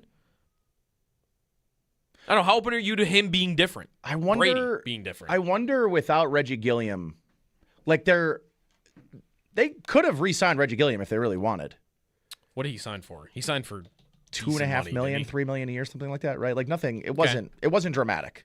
Like if they wanted to pay a fullback, they could have paid a fullback. 3 years, $3.6 million per year. They could have paid a fullback if they really wanted to. It doesn't mean that they won't have a fullback, and maybe that just means, I don't know, someone else is lining up. I know they've got Jackson bodies. They've got bodies, but I'd be surprised if Jackson Hawes lined up a fullback. But Good. 13 personnel, no fullback this year. I mean, again, it doesn't have to be no fullback. They sign an undrafted free agent and they signed another one. 2 fullbacks that'll compete at training camp if there is even a spot. Yeah. Ben Samarin and Jackson Aker. That's right. Aker. Aker's the guy they got from Wisconsin. Yep. I hope they throw more. Don't they have to? So a lot of people made the connection. I was reading some stuff earlier this offseason, especially once Pete Carmichael Sr. came in. Yep. As the offensive coordinator. Again, he won't be calling plays, but you would think that there's some influence and there's some reason behind just he's a trusted cohort, like he's worked with Joe Brady before. I tend to think that if you're bringing in somebody like Pete Carmichael Sr., you're bringing him in for what? You're bringing him in for... Well, he's a veteran coach in the league, He's but a veteran. I think if you're changing, I don't want to say change it because I don't think there's going to be a dramatic scheme shift, but I think if you're evolving your offense, I'm thinking like what Joe Brady would be evolving to. Right, like what are things he's going to want to be better at this year than he's been in the last 2 years? I would think he might. One thing that Sal brought up last week about Carmichael is he has, and this is because he's hung out with Sean Payton for 20 years, he is an expert at getting running backs involved in the pass game. Yes. That was my initial thought, is like if they're evolving, it would feel they're evolving more towards a Sean Payton style offense. Because that's why you would bring a Pete Carmichael in. You wouldn't just bring him in because A, you know him, B, he knows what you're trying to do. And he's been with one head coach most of his career, if not all of it, with Sean Payton. So I could absolutely see James Cook having career year in targets and catches. I think Ty Johnson has another big season in targets and catches. I mean, I know it's because they lacked a true number one wide receiver, but if you remember that stretch of games 2 years ago, that Detroit, LA, and there's another game in there that I'm forgetting, where Ty Johnson goes like 3 straight weeks. Oh, yeah. He just goes off in the pass game. Yeah. They did that in large part, again, because they didn't have a number one receiver. But I love the point Sal made earlier at 7 this morning when he talked about how, like, Dalton Kincaid is going to be kind of a de facto number one receiver, 1B receiver. And I think that is true if he's healthy. Mm-hmm. I think they have, in their group of receivers, and I'll include, Dalton Kincaid in that, I think they have all 3 levels of the field covered, which is probably the first time since Diggs? It has to be. They have not had a reasonable threat beyond 10 yards from the line of scrimmage since Diggs. Yes. And even towards the end, that really wasn't Diggs' game anymore. His last season. He wasn't a guy that was really burning guys deep anymore. He was really kind of more forming into what he is now, which is a true slot receiver. He had been earlier in the season, but late in the season. He did not. So my biggest question about DJ Moore, and I think really about Joe Brady in general, is the everybody eats mantra. Is it dead? I haven't heard it one time this I know. offseason. You just said it. I'm like, oh yeah, everybody eats. But completely forgot that was even a phrase. Other than short pass plays, option routes, screen passes. Yep. There hasn't been proof that Joe Brady can really be, not in this offense with Josh Allen, like they bring in Curtis Samuel in. I mean, he did nothing, in large part because he couldn't stay healthy and stay on the field. But even when he was, they did nothing with him. You know how many games he played for the Bills? 7? He played, including playoffs, 24 football games. Okay. If you would have told me 7, I would have believed it. I know he was probably banged up even in a lot of those games. That's a lot of football games. To not have any impact whatsoever. Like, he has one memorable moment. I was just going to say Denver. That's it. The Denver playoff One game. memorable moment. Yeah. None. I mean, literally none other than that. And that was a great play, but, it's the only play. Yeah. So. Not that I'm here telling you I think DJ Moore is going to be Curtis Samuel. But. No, I think it would be incredible if it was that poor. But with Brady, because I harped on this when he got hired, there's a long list of wide receivers since Joe Brady's been the offensive coordinator that have had their career worst seasons with Joe Brady as the offensive coordinator. But this is where I almost want it to be true as much as I'm maybe not even sure if it is, that Brady will be different and there will be growth away from McDermott's shadow, because coming into his tenure here with the Bills, he absolutely did not have a reputation of, oh, this is the coordinator where receivers go to die. Yep. Which it's become. MVS did nothing for the Bills. He went to New Orleans, and in the same season, he caught like triple the amount of passes. Yes. And Amari Cooper, 1,200 yards the year before. He comes here, his career's over. That's it for him. And countless. Samuel is on this list, right? Elijah Moore. Diggs in the middle of a season. Yep. Diggs was on pace for like his best season with the Bills. In part because he had a giant game against Miami early on. Yep. Then Brady took over. He's like the least effective receiver in football for half a season. Like, why is this happening? Why is it every receiver that you touch is suddenly falling off a cliff? But it could be more personnel. And again, why I want to believe that could be the dynamic, him and McDermott, and hope that it would be, is before he got to Buffalo, it was the polar opposite. At LSU, I know he had elite receivers. Clinging Trust me, to that, the best though. two receivers in the NFL. Yeah. By NFL, the list that Jeremy Fowler put out, Jefferson and Chase. But what'd they do? They designed the whole offense around him. Yep. What did he do in Carolina? He had pretty good weapons. Prime DJ Moore was a very good receiver. Mm-hmm. Prime Robbie Anderson was a good field stretcher. Prime Curtis Samuel was a good yak receiver. He had those three guys. They all had career bests under Joe Brady. He also had a career high. How could it be so different in his previous stops to his last 3 years, just at that one position? And I think a lot of it was they were focusing on building a running game. Yeah, and not that for nothing, was more valuable to them. He wasn't the architect of the running game, by the way. Right. It was Aaron Cromer. Right. So I wonder how much different the run game looks.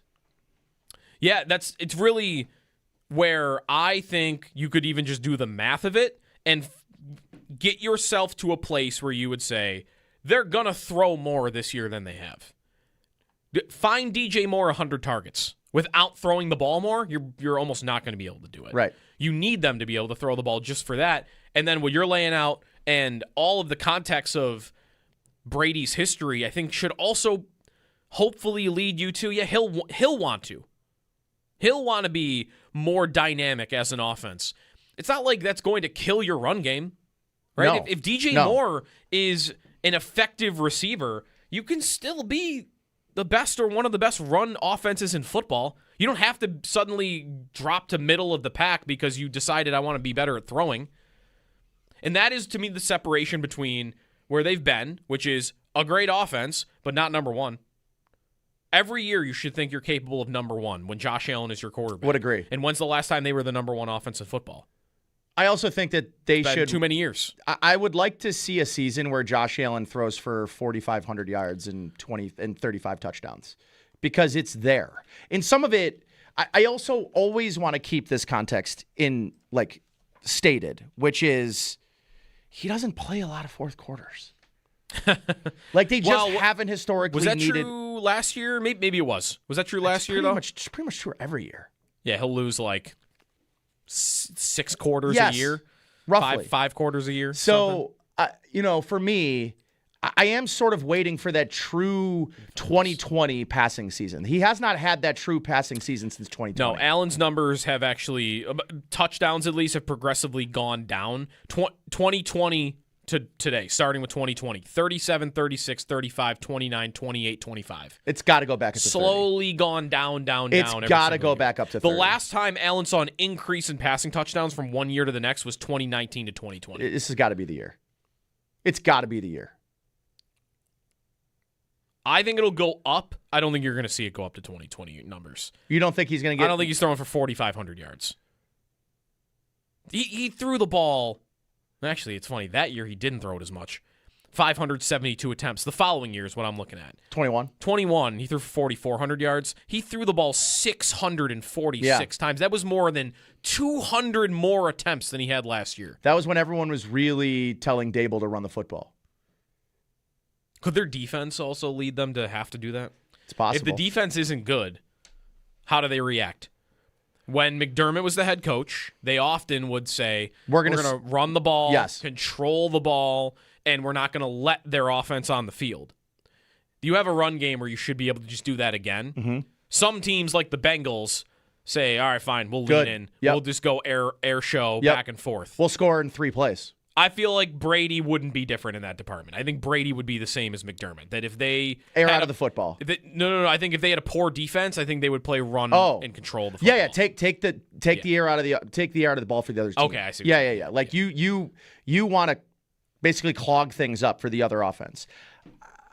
It's part of why I wanted an offensive coach. I'd like to flip that. Right. I'd like to flip that. But when you're scoring quickly, you are putting your defense on the field more. So I do understand wanting to run the football. I just don't think your run game and your defense have to be mutually exclusive while they're working together. Like if your defense can't stop anybody, I don't think the best solution is running the football more.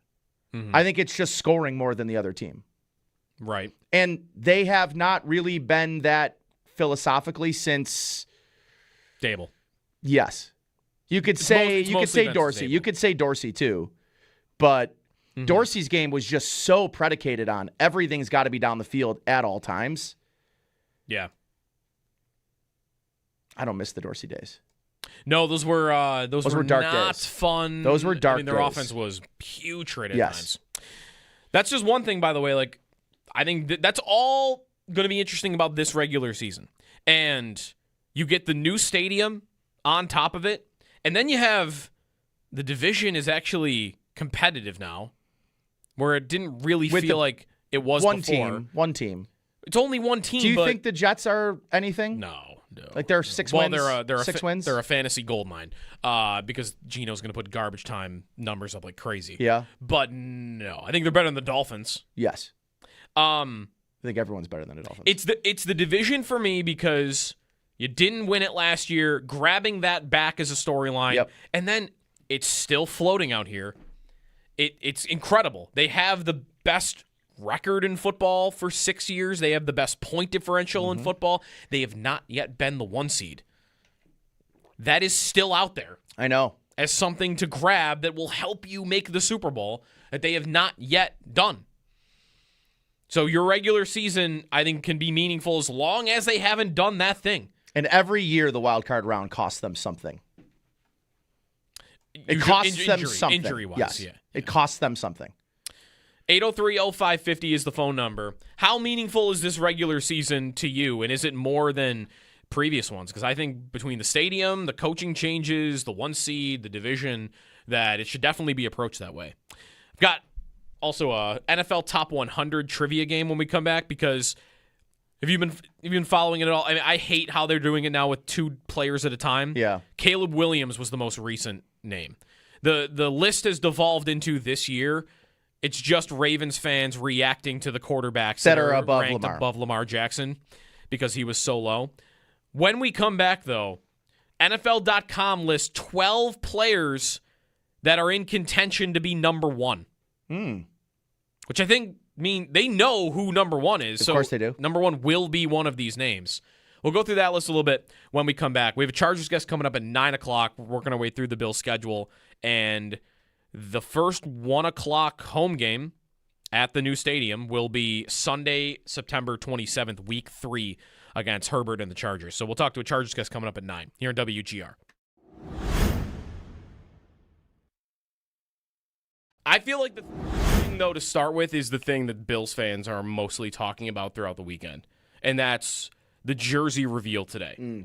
9:30 a.m. So we'll be on the air. We'll be on the air when they come out, and we'll get everybody's first reaction. But I kind of feel like we're already seeing a lot of people's first reaction at what the leaks of the jersey look like, which are a blue helmet with the red stripe and a gray jersey with blue numbers. Yeah. And I kind of feel like people are comparing it to what? When the Sabres revealed the slug? Like, I think people are preparing for the worst right now. Is that the sense you're getting? I don't know how much you were living online, though, this weekend also, because all of that was just on Twitter. Yeah, like it had been like someone had revealed a death in their family on the internet, right? I mean, that was kind of the general reaction. Like, most people hated it. I mean, I'll be honest. I think it's the worst thing I've ever seen. But I know you guys have really liked the stripe. Well, I what do. Are we I calling don't want to speak for Joe and Owen. I like the blue. Are we helmet. calling it the bill? Is it a bill? Well, it's the charge. It's the charge more, I think. Charge. The charge. Right. I like the charge. The helmet's fine. I think that I could get by the helmet. I can also get by the helmet. It's the jersey that I think. Yeah. And also, in fairness, the leak was of a jersey that you and I would have access to, like on a store shelf, which always look bad because we would used to have access to that. We would no longer have access to that. Right. Yeah. But like, I guess what I'm saying is like, the jerseys that we buy, they look terrible. Like I'm a large in everything except for a jersey where I'm a child small. Because they run so big. I am actually I thought we could maybe have fun with this today. I don't really have a go-to Bills jersey because I haven't gone to games consistently. And I've been looking for a jersey, and I don't remember what size jersey I really wear.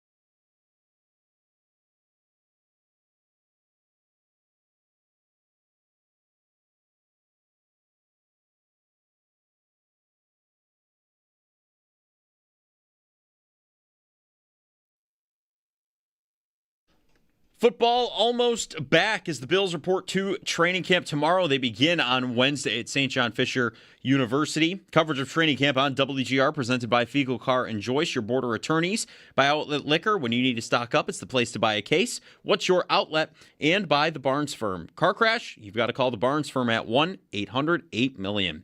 Around the NFL, 49ers general manager John Lynch said Brandon Ayuk is on a left squad designation as the team opens training camp. Lynch also said the team is expecting head coach Kyle Shanahan to be available to coach the season opener in Australia following a car accident on July 14th that resulted in multiple broken bones and required more than 40 stitches in his face. ESPN's Adam Schefter reported yesterday that Cardinals and quarterback Jacoby Brissett, they reached an agreement on a reworked deal. And ESPN's Mike Reese reports free agent wide receiver DeAndre Hopkins is, quote, considering the possibility of a coaching career and visiting with the Patriots as well. In baseball, the Red Sox, they beat the Blue Jays 6-1. The Yankees fell to the Phillies 11-4. The Mets beat the Dodgers 8-3. Listen to Jeremy and Joe all week for your chance to win tickets to Blues Traveler, Gin Blossoms, and Spin Doctors at the Erie County Fair on August 18th. Tickets are on sale now at ecfair.org. Don't forget, your concert ticket includes your admission into the fair the day of the show. That's your Paddock Chevrolet Sports Headlines. Paddock Chevrolet with you for the extra mile since 1935. I'm Joe Cali for Western New York's Voice of the Fan, WGR.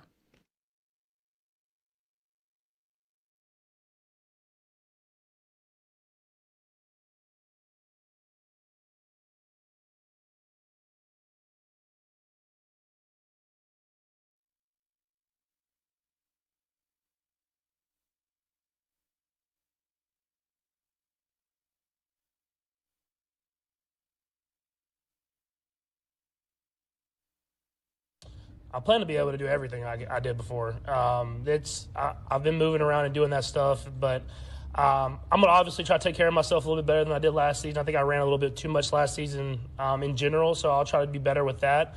And then if all else fails, just give it to K9 and let him just go out there and work. That is Patrick Mahomes. I think that's exactly what's going to happen there. They're going to run the ball a ton. They're going to run the ball a ton to protect him from having to run. Yep. Because his knee's banged up. Last year, Mahomes ran career highs. And if you watch their games, he was having to. Nobody was getting open. He ran for 422 yards, 5 rushing touchdowns. That was the first time in his career that he had made it to 400 yards. And he missed 3 games. Yep. So he was tracking towards... Well, luckily they got him a 500. bunch of guys that could separate. Yeah, their offseason is not very appealing to me. No. They added a running back and said we're going to run the ball more, and I get why they're doing that, to protect Mahomes' knee, but another thing that will protect – we've learned this from Allen, I think. One thing that will protect – if you don't want your running back or quarterback to run all the time because you don't want to put him in harm's way, rush attack can help that. Also, give him options in the pass game that are always open. Because guess what? When he drops back the pass, and he will have to drop back the pass at some point, and nobody's open, that's when he has to run. Their receiving group going into the year, Rashee Rice, Xavier Worthy, and Tyquan Thornton. That's their top 3. That's bad. That's not good. And then their number 4 is Jalen Royals. It's not even like someone they else have... out of nowhere. Yeah, it's him. Cyrus Allen and Jimmy Holiday. We're not talking about household names. What are they doing? They're gonna run it. They're gonna run the ball. This is the worst Chiefs roster in the Patrick Mahomes era. I would agree with that. I think their defense should still be pretty good, but I would agree that this is probably the worst one he's had. He has the best running back he's had, but again, I don't really want to give that a ton of credibility. Their defensive secondary is not good. Yeah. An old L'Jarius Sneed, he's not the same player anymore. Right. Shamari Connor and Alohi Gilman are their starting safeties. Didn't they also sign the Cater guy? Kohu is him. Cater Kohu's their starting nickel. He was getting torched by the Bills 4 years ago. Yeah, and he's their nickel. Oh, my God. That's right. Kyer Elam signed with them. Yes, we talked about that on Friday. Oh, my God. Where do they finish in the division? Third? If Mahomes isn't exactly Mahomes for, let's say, the first 2 months of the season, and it takes him time to ease in, they could miss the playoffs again. I almost think they should miss the playoffs again. I honestly would pick them to miss the playoffs again. Yes. Because Travis Kelce was at the end last year. The good news for them is they do have a couple of easy games early on in the season if Mahomes needs a couple of weeks to get back into form. Who are they opening with? So not the opener. Actually, the first two are a little tougher because they open at home against the Broncos. Then they are home against the Colts. Then it's Dolphins, Raiders. Okay. So 2-2. Chargers, Seahawks, Broncos. It's another tough stretch in there. Yeah, their schedule's middle of the road. I mean, they end with a really tough stretch. Bills, from November 26th on, they go Bills, Rams, Bengals, Patriots, Niners, Chargers. That team is not making the playoffs. That's tough. That team's not making the playoffs. Not that roster. The one that we just saw, that is not a good roster. I mean, it would be a hell of a coaching performance by Andy Reid and Spags. And this isn't they are built like it's 2021. Like they're built around Travis Kelce and Chris Jones. Oh, I see. Yeah, right. No, they're still very reliant on their studs and any of them. I mean, Jones might be the most capable, but he's up there. Their best players are on Kelsey's their old. offensive line. They have interior offensive line. Personnel-wise, yeah, they've. Listen, I've kind of wanted the Bills to be a bit of this. Like, be a team that's got a couple of guys that are so good that you can mess up on some of the other stuff, and it's okay because those 3-4 guys at the top are that good. For the Bills, it's just been one guy. And for the Chiefs, it's been 3. And then they traded one of them. The youngest of them. Right. But of the 3 right now, Kelsey's not the same. Jones might be. And Mahomes might be. He probably will be in the long term. But for this season, I'm not sure he'll be Mahomes. And he'll be just Patrick Mahomes. What's Rashee Rice? He might be 80%, 70% of Patrick Mahomes. What's Rashee Rice? Rashee Rice is unreliable. That's what Rashee Rice is. He's a great player, but he's totally unreliable. Injuries, off-field issues. I got offered him. We're in a dynasty league together, and someone offered me a trade with him in it. And I like the player a lot. Just can't do it. He should be the number 1 target on a Kansas City Chiefs offense. He's played 12 games in the last 2 seasons and was in jail a week ago. He was sorry, I'm not sure. And this is a recovering from a knee injury, by the way. This is a dynasty league we're in. Or an ankle injury. I'm not buying stock on that guy for the long term. I hear that's where rehab's the best. Yes, for jail. Rehabilitation. Jail. I mean, there's nothing else. What else is there to do? Workout. Read and rehab for. But he couldn't even see his doctor while he was in there. He couldn't? That was like the thing is he was literally right after surgery was going into prison. What a sentence. Not even through the glass on the phones? What a sentence. And Xavier Worthy, I mean, we're done with that, right? No, I actually think he's going to get used this year because they have nobody else. This is going to, I think Worthy's going to be an elite player by any means. I think it'll look like 2 years ago where he was a good player. He did well against the Bills in that regular season game. It's a now or never. What was it? It was 600 yards and 6 touchdowns. Like, I think he'll have to do that because they have nobody else. It's a now or never season if Xavier Worthy's going to be a real player in the NFL, I think, right?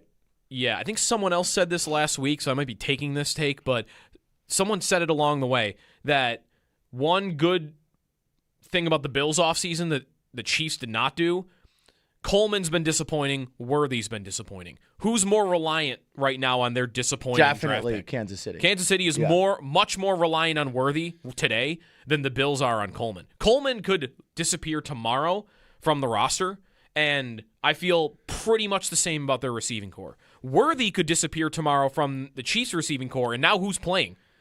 Yeah. Are they re-signing like Juju to play? Like they are nowhere Yep. if he can't be on the field for them or can't produce for them. So I'm with you. Quick trivia.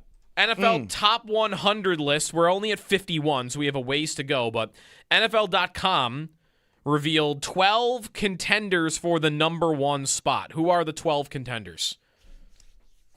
Myles Garrett. Correct.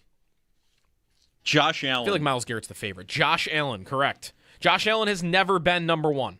I don't think he's going to be number 1 this year. No, I don't either. Neither is Myles Garrett. Penei Sewell. No. Good guess. Is it? Really? Puka Nacua. Puka Nacua is correct. Jackson Smith and Jigba. Jackson Smith and Jigba is correct. 3 Rams on this list. Sorry, I just gave one away. Take it. Matthew Stafford. Take it. Matthew After your Stafford. Penny Sewell I pick. appreciate that. He's trying to go to the gold. I was trying to get it. You would have guessed Matthew. Yeah, Stafford. you were trying to get you were trying to get number 12 right. I was out of the way. I thought, who's the lineman going to be? And Sewell was the Is first Creed name that Humphrey on the list? No. Not they ain't ball knowers. Nope. They're not putting a... They're- Sorry, like I don't think they're putting an offensive lineman number 1. Okay, Because they never... Wait, hold on. Been one at this thing Trey at some McBride. point. No way. Oh. These guys don't know ball, dude. No, These they guys, don't. this list doesn't. I love Trey McBride. This list they know it. I could get I might vote Trey McBride number 1. I might. He's unbelievable. He's so good. He's so good. At everything. He hurdles people. He's Kelsey. I feel like he's Kelsey with Gronk athleticism. And he just plays on the Cardinals, so nobody knows it. That's right. It's actually a pretty good comp. I Free feel like. Trey McBride. Trade him to somewhere relevant. So that the league can learn how amazing this player is. He has the 2 best receiving, I think by receptions. I think he has the 2 best seasons for tight ends ever. Yeah. Wow. Like Jimmy Graham, Kelsey, Gronk, Gonzalez. Yeah. No, it's McBride, 1-2. Jeez. And he's still 26. He's pretty awesome. And this year he's not going to. Brissett's going to feed him the ball. What do you mean? I mean, he's not going to be on national TV one time. No, but he's going to get fed. He's going to get fed until the Cardinals are 1-10 and they bench him for Carson Beck. They could and flex then a he'll bad never, Thursday never night get game. the ball. They could get flexed. They won't be good enough to get flexed. You don't think so? No, There is a Thursday. Terrible. I am. Nathaniel Hackett. There's a percolating like Jets Cardinals flex game in December. No, the Cardinals are not getting flexed. People want to see Carson Wentz or Carson Beck. back. Carson Beck. Yeah. Great. Carson Wentz. Carson Wentz. All right, We've seen enough. Wait, hold on. Let's get the running backs out of the way. I know we Bijan. totally. Yeah, top 100 contenders. Who'd you Gibbs and guess? Bijan. Gibbs and Yeah. Bijan, Yes. correct? McCaffrey in there still? Correct. Yep. Ew. Saquon. Doesn't feel right. No. Saquon was last year's number 1. He is not one of the names here. Had to That throw him was out there. crazy, by the Okay, way. sorry. Yes, he is. I Hey! didn't see There's him- I 4 didn't see running him there at backs? the top. 4 running backs. Look at that. Saquon is not going to be number 1 after the season he just had. No. Jamar Chase. No. No. I don't think after last year. Justin Jefferson. Not after last. Nope. No. Yeah. You J.J. are McCarthy was done. swimming. You've gotten all the receivers. Okay. Okay. And I It assume was the just running backs. JSN and Puka. You're done with running backs. Burrow? too. Nope. Or no, he's hurt. What Sorry. position groups is there? You are missing quarterbacks and defensive linemen. defensive lineman. Who's the defensive lineman going to be? Sorry, quarterback, cornerback, and defensive lineman. Corner is going to be Stingley. Nope. Gonzalez. Nope. Whoa. Robert Kraft said yesterday he offered Gonzalez more money than any corner has ever made and more than any Patriots ever made, and Gonzalez is still not signed, which is interesting. Is it Surtain? Surtain? It's a good guess. Pat Surtain. How many total people do we have left? 2. Quarterback and a so defensive it's One lineman. other and a quarterback. lineman? Who's the quarterback? Can't be. Well, it's Bo Nix, obvious. I'm just Did we It would, say Could it be Josh? Darnold? Nope. It would certainly cause a stir here. Is it Drake Josh? May? Drake May. May. I said Josh earlier. you He said was- Josh. Yeah, he was. Sorry. earlier. So we're missing a defensive lineman. Imagine Drake May makes the Super Bowl and is the number 1 before Drake the schedule May is the number 1. Then no way. That's not happening. Lineman. Best lineman. Jeffrey Simmons? Nope. It's a good guess, actually. He terrorized the Bills last year. Will Anderson? Will Anderson. I don't mind that at all. I mean, I feel like that makes sense. Maybe not number 1, I'm but proud definitely of top 10. I'm proud of my clue that I'm like, is this the clue that'll get them there? And Joe's like right there with it. Will Anderson. I mean, who else would you have said? Terrorized the Bills last year. Yeah, I don't know if there was a real other terror for the Bills other than him. It would be the other Texans defensive You're end. right. Yeah, Danielle right. Hunter. Danielle Right, Hunter. Danielle Hunter. It would be the other guy. Yeah. The other guy that popped In that my game. head. Right. We're not going to care if Drake May's number 1, are we? Are Bills fans going to care? I'm going to think it's dumb. I'll think it's done. Yeah. I'm going to think it's wrong and dumb. I don't think the players also are going to vote him number 1 this quick. I don't I think would so agree. either. But they did vote Saquon Barkley number 1. They did. The last the last few years of who's been number 1, it was Saquon last year. It was Tyreek Hill 2 years ago. Patrick Mahomes. When Brady Mahomes, the previous 3 years. Jackson has been number 1 once. Aaron Donald, Brady.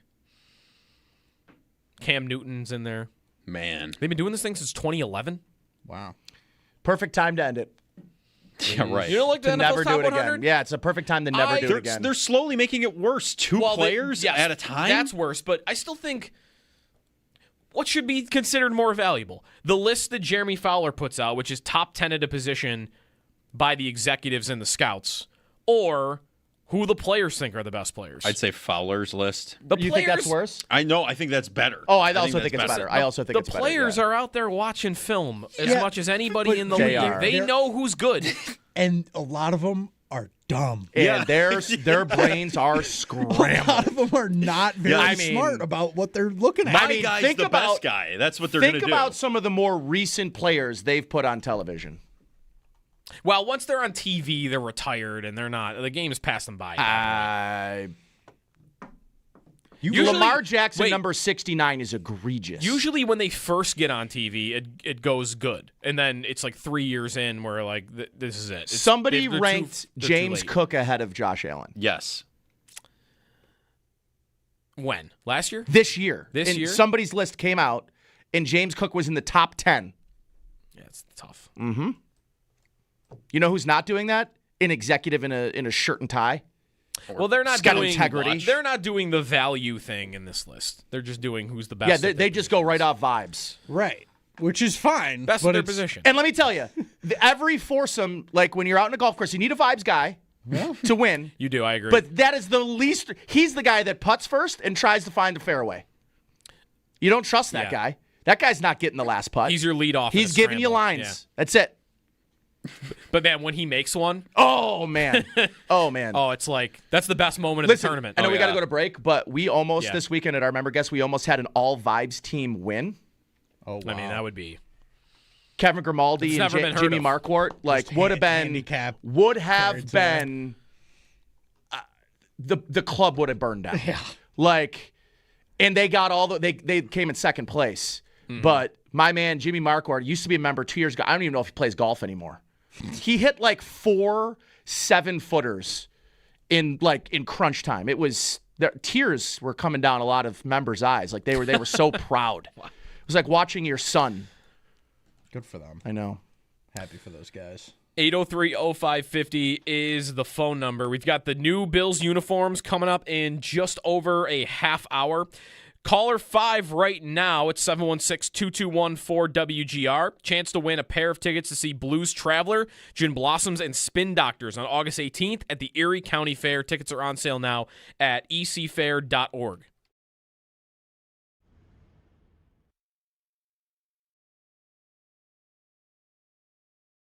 I wonder about the corner spot, though. What has to happen for it not to be a rotation? I feel like we are just headed for, as long as Benford is healthy and Hairston is healthy and everybody is healthy, which is a big if because those guys have not been in their careers so far, that Igbinosun and Hairston are just going to rotate unless one of them looks so much better than the other. And even then, they're such that you have two totally different body types and skill sets at the corner position that there might be situations where even if Hairston looked a lot better than IGB during training camp, they might be tempted to get him on the field anyway we're going up against a team today where Hairston is really outmatched physically by both of the receivers they have on the field, and there's really nowhere we could put him that makes sense for him not to get taken advantage of. So that's where we're going to put IGB on the field. Like, I think some sort of rotation is happening between those two. Here's my only pushback on it. This isn't a Sean McDermott defense anymore. Mm-hmm. Like a Sean McDermott defense, everybody. I mean, their defensive, the top snap getter on their defensive line is going to be 55%. Mm-hmm. I don't know if that's what this new defense is going to be. Like, is Jim Leonard going to really rely on heavy rotations at the defensive line the same way Sean McDermott did? Or is he going to play his best dogs? I do wonder, in a Sean McDermott defense, I think you could put that in the bank, that there would be some level of rotation, 3-1, 1-1, 2-1, whatever that might look like. I would almost probably guarantee that's the case. I just wonder if that is a Sean McDermott philosophy and not a Jim Leonard one. I would think that should be one of the first questions training camp at one of these press conferences when Jim Leonard gets in front of a microphone, because I'd be really interested to see what that looks like.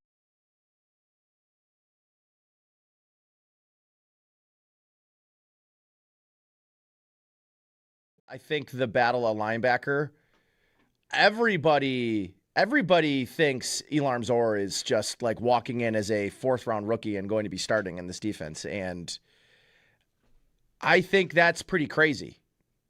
I also think it might speak to the confidence level of that position right now.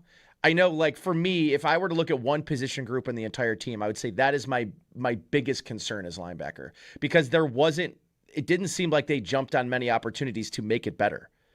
And Terrell Bernard's coming off a season where when he played, even when he wasn't, or maybe he was injured the entire time, but he looks like a player that's been hampered by long-term injuries, like injuries that are going to just kind of be there, like lower body injuries that, like the ankle, like I don't know if you've seen some of the pictures, like it's like a balloon. Yeah. And that to me just doesn't look like something that goes away. It's like so I don't know if he's lost a step. I would be really worried about what they're doing, because Dorian Williams, I know people like him, but he's largely been a special teams and a fill-in starter. And if you have a largely special teams fill-in starter penciled in next to the oft-injured, captain of your defense, who has not really played a full season, has he played a full season in his career? He probably did 2 years ago. Like maybe one full season under his belt without an injury.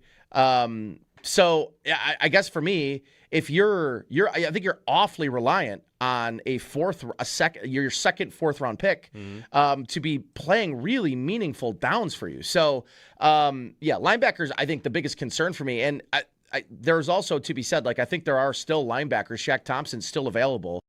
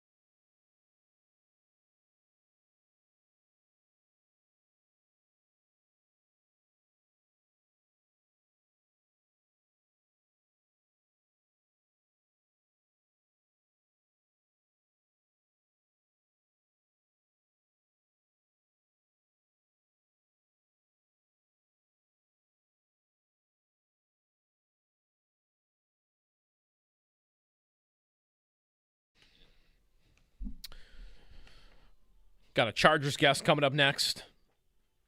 We'll see. By the end of this conversation, am I going to be bought in on the Chargers again? I promised myself at the beginning of the offseason I would not do that.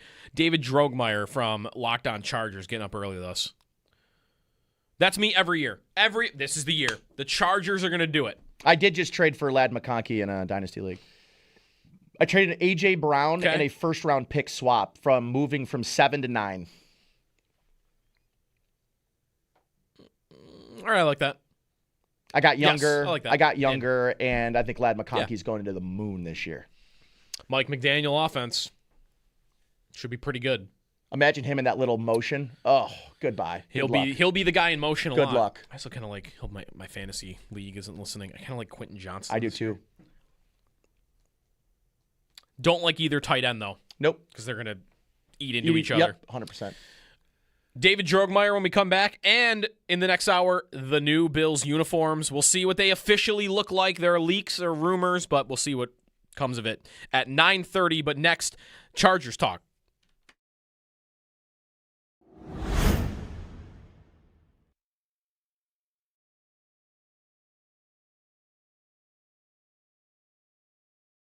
For more comfort.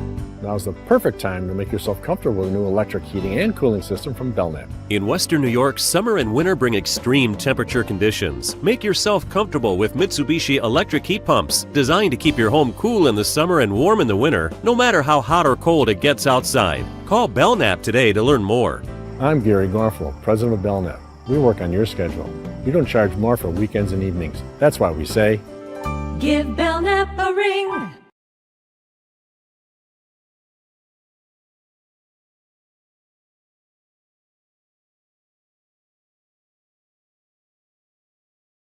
I think the battle of linebacker, everybody thinks Elarm Zor is just like walking in as a 4th-round rookie and going to be starting in this defense. And I think that's pretty crazy. I also think it might speak to the confidence level of that position right now. I know, like, for me, if I were to look at one position group in the entire team, I would say that is my biggest concern as linebacker, because it didn't seem like they jumped on many opportunities to make it better. And Terrell Bernard's coming off a season where when he played, even when he wasn't, or maybe he was injured the entire time, but he looks like a player that's been hampered by long-term injuries, like injuries that are going to just kind of be there, like lower body injuries that, like the ankle, like I don't know if you've seen some of the pictures, like it's like a balloon. Yeah. And that to me just doesn't look like something that goes away. It's like so I don't know if he's lost a step. I would be really worried about what they're doing, because Dorian Williams, I know people like him, but he's largely been a special teams and a fill-in starter. And if you have a largely special teams fill-in starter penciled in next to the oft-injured, captain of your defense, who has not really played a full season, has he played a full seain in his career? He probably did 2 years ago. Like maybe one full season under his belt without an injury. So I guess for me, if I think you're awfully reliant on your second 4th-round pick to be playing really meaningful downs for you. So linebackers, I think the biggest concern for me, and there's also to be said, like I think there are still linebackers. Shaq Thompson's still available.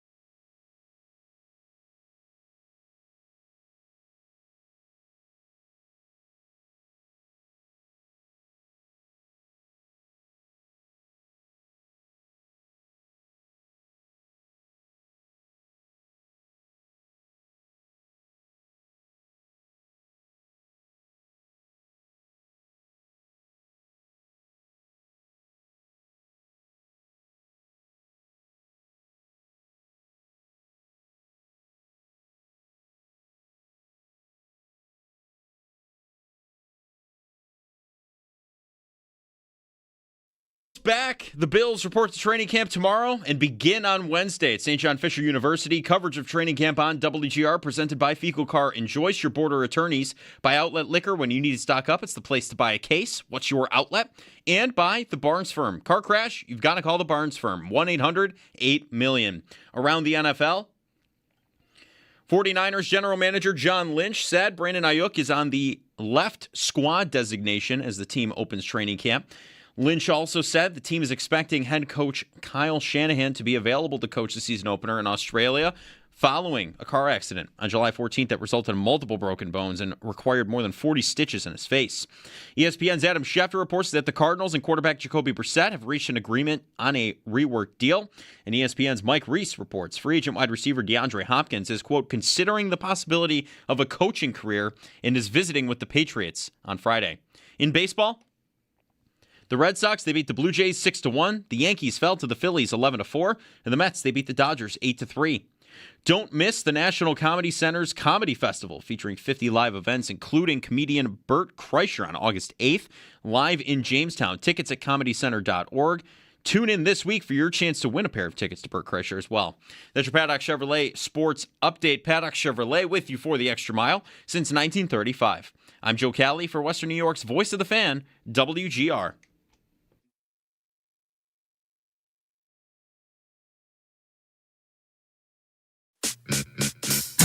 It's Jeremy White and Joe DiBiase. This show is about learning things. So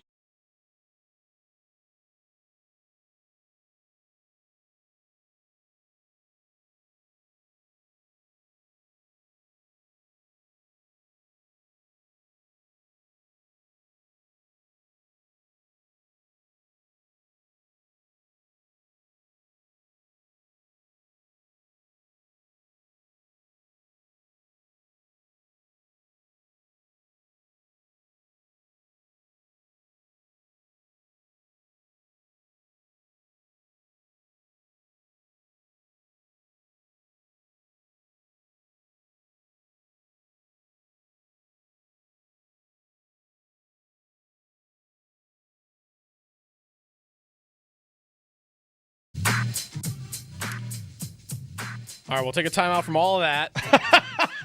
And our Jersey, we got a lot of Jersey mock-ups out there as we are 25 minutes, give or take, from the Bills releasing their new alternate uniform and helmet, which expecting some reaction to that.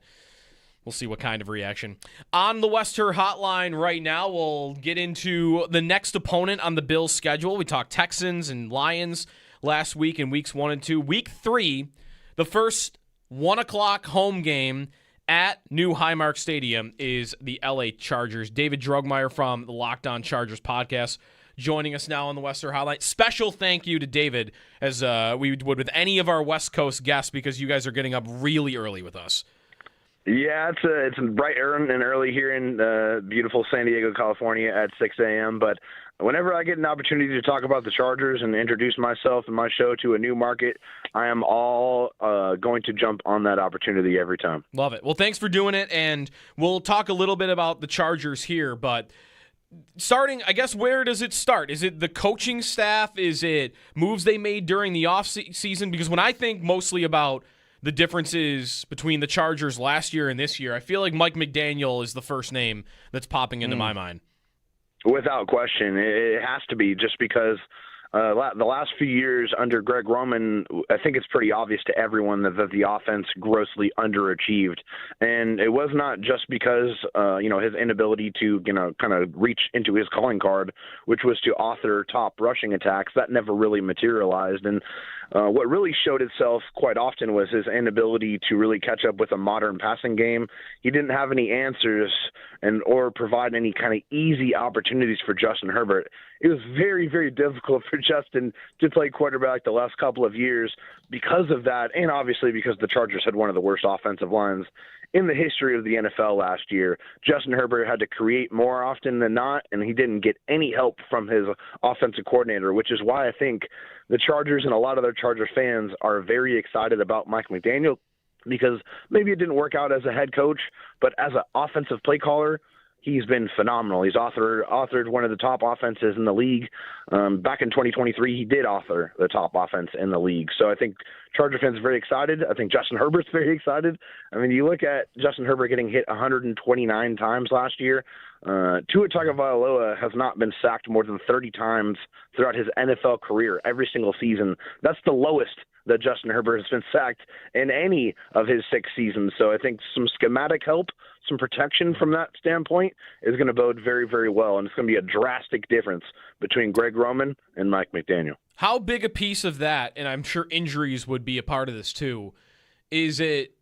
I mean, right now I feel like it's the time of year where Herbert is one of the more hotly debated names in quarterbacks because he's super talented. He makes incredible throws, but his defenders are fighting against this idea that he is just going to shrink in the playoffs because he's had 2 bad playoff games in a row.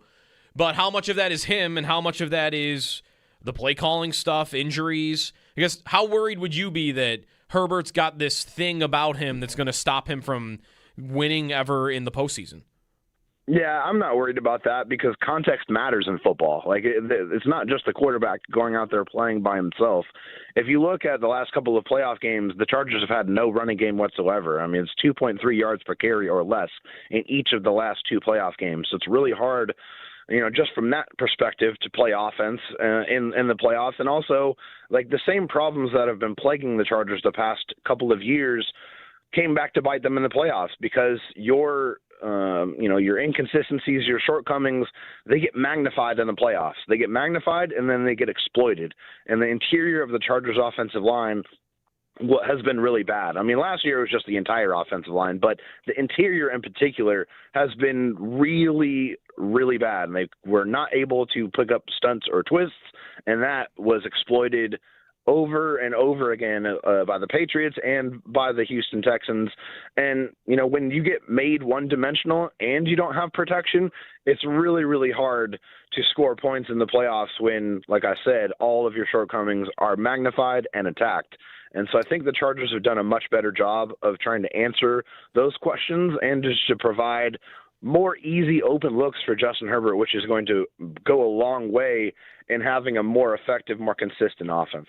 David, I think the guy that I know I'm thinking about when you're having this conversation about, more consistent answers and quicker answers is Ladd McConkey, and especially in a Mike McDaniel's offense. I'm wondering the excitement level of maybe him looking more like his rookie season, and not necessarily a disappointing step back season last year, but it kind of thought like he was maybe on the fast track to being in the conversations with some of the top guys in the league. And then last year it was more of a spread it out. And also, not for nothing, I mean, the tight end room is deep as it's maybe ever been in LA. So there are lots of weapons, but is there a real level of excitement about what Ladd McConkey can be in this new offense?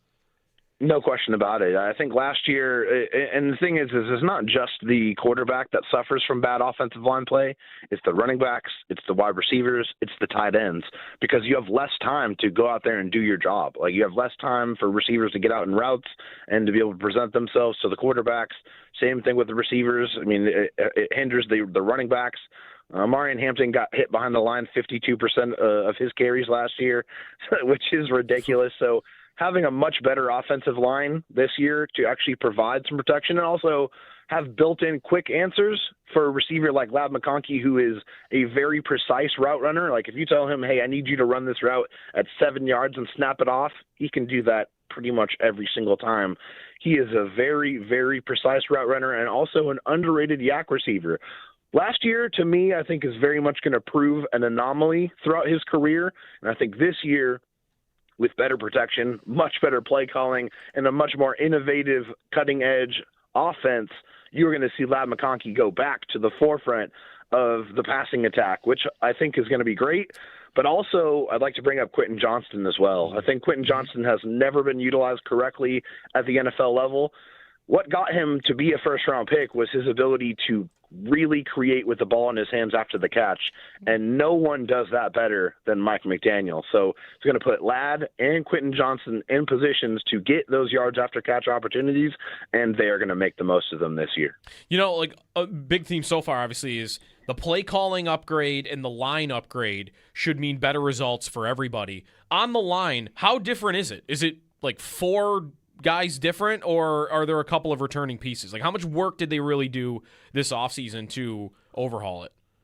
Yeah, so I think the biggest part of it is just getting both of your elite tackles back healthy. I think people need to remember last year, Rashawn Slater, the all-pro left tackle, got paid and unfortunately tore his meniscus and missed the entire season. And then you have Joe Alt. There are also other, elite, very young tackle who played right tackle his rookie season, then switched over to left tackle as needed for, the Rashawn Slater injury and didn't skip a beat. He was phenomenal, but he only played 5 games and missed the majority of the season. So getting both of your elite tackles back is so massive, but I think the biggest upgrade outside of the tackles is the improvement at center. I don't want to disrespect players, but Bradley Bozeman was not good last year. He was one of the worst centers statistically in the NFL. So upgrading from that to Tyler Biotish, which was around the 11th ranked center in the NFL, is a massive upgrade. And, whenever you have a good commander in the middle of your offensive line, that alleviates pressure from the guards that are on each side. But they did bring in a new center, Tyler Biotish. They're bringing in a new right guard in Cole Strange, who is with Mike McDaniel in Miami, and the offensive line coach Butch Berry in Miami, and they're bringing that over to the Chargers. And also at left guard, there's going to be a new left guard as well. That one's going to be a camp battle. They brought in Jake Slaughter in the second round out of Florida to be that guy, although he has never played guard at the NFL level. So he's going to have to transition to that and win that job in training camp. So it's going to be a basically all new offensive line this year, and that's obviously for the better, as in Justin Herbert got hit more than any quarterback in the NFL last year, so they need the best protection they can possibly give him. David Drogmeyer from Locked On Chargers is with us on the Wester Hotline. Last one for me on the offense, Herbert running. Last year, I think this will surprise some people if they don't know it already, that he was second among all quarterbacks in rushing yards. Only Allen, I believe, had more.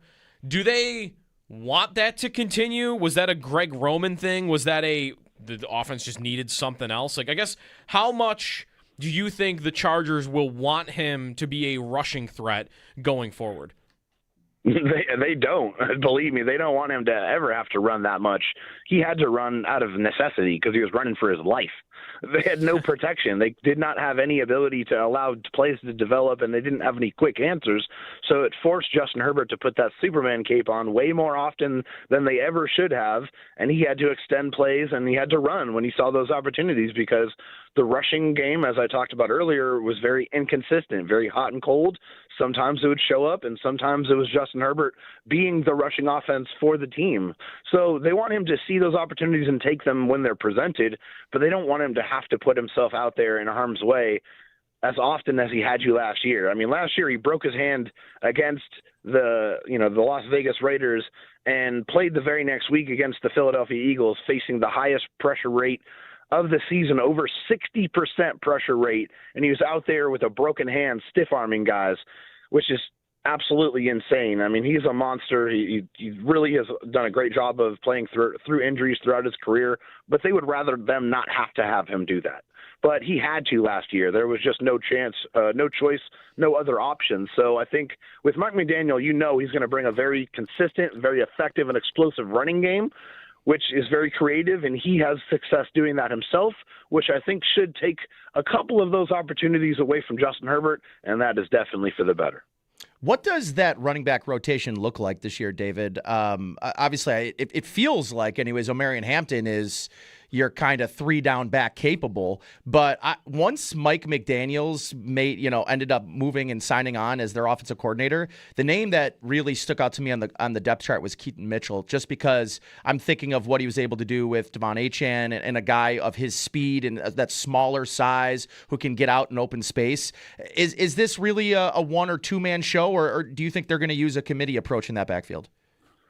Yeah, I think Omarion Hampton is going to go nuclear this year. I think the Chargers, for the moves that they made this offseason, a lot of them were dedicated to improving their running game. They bring in one of the best blocking tight ends in the league in Charlie Kohler from the Ravens.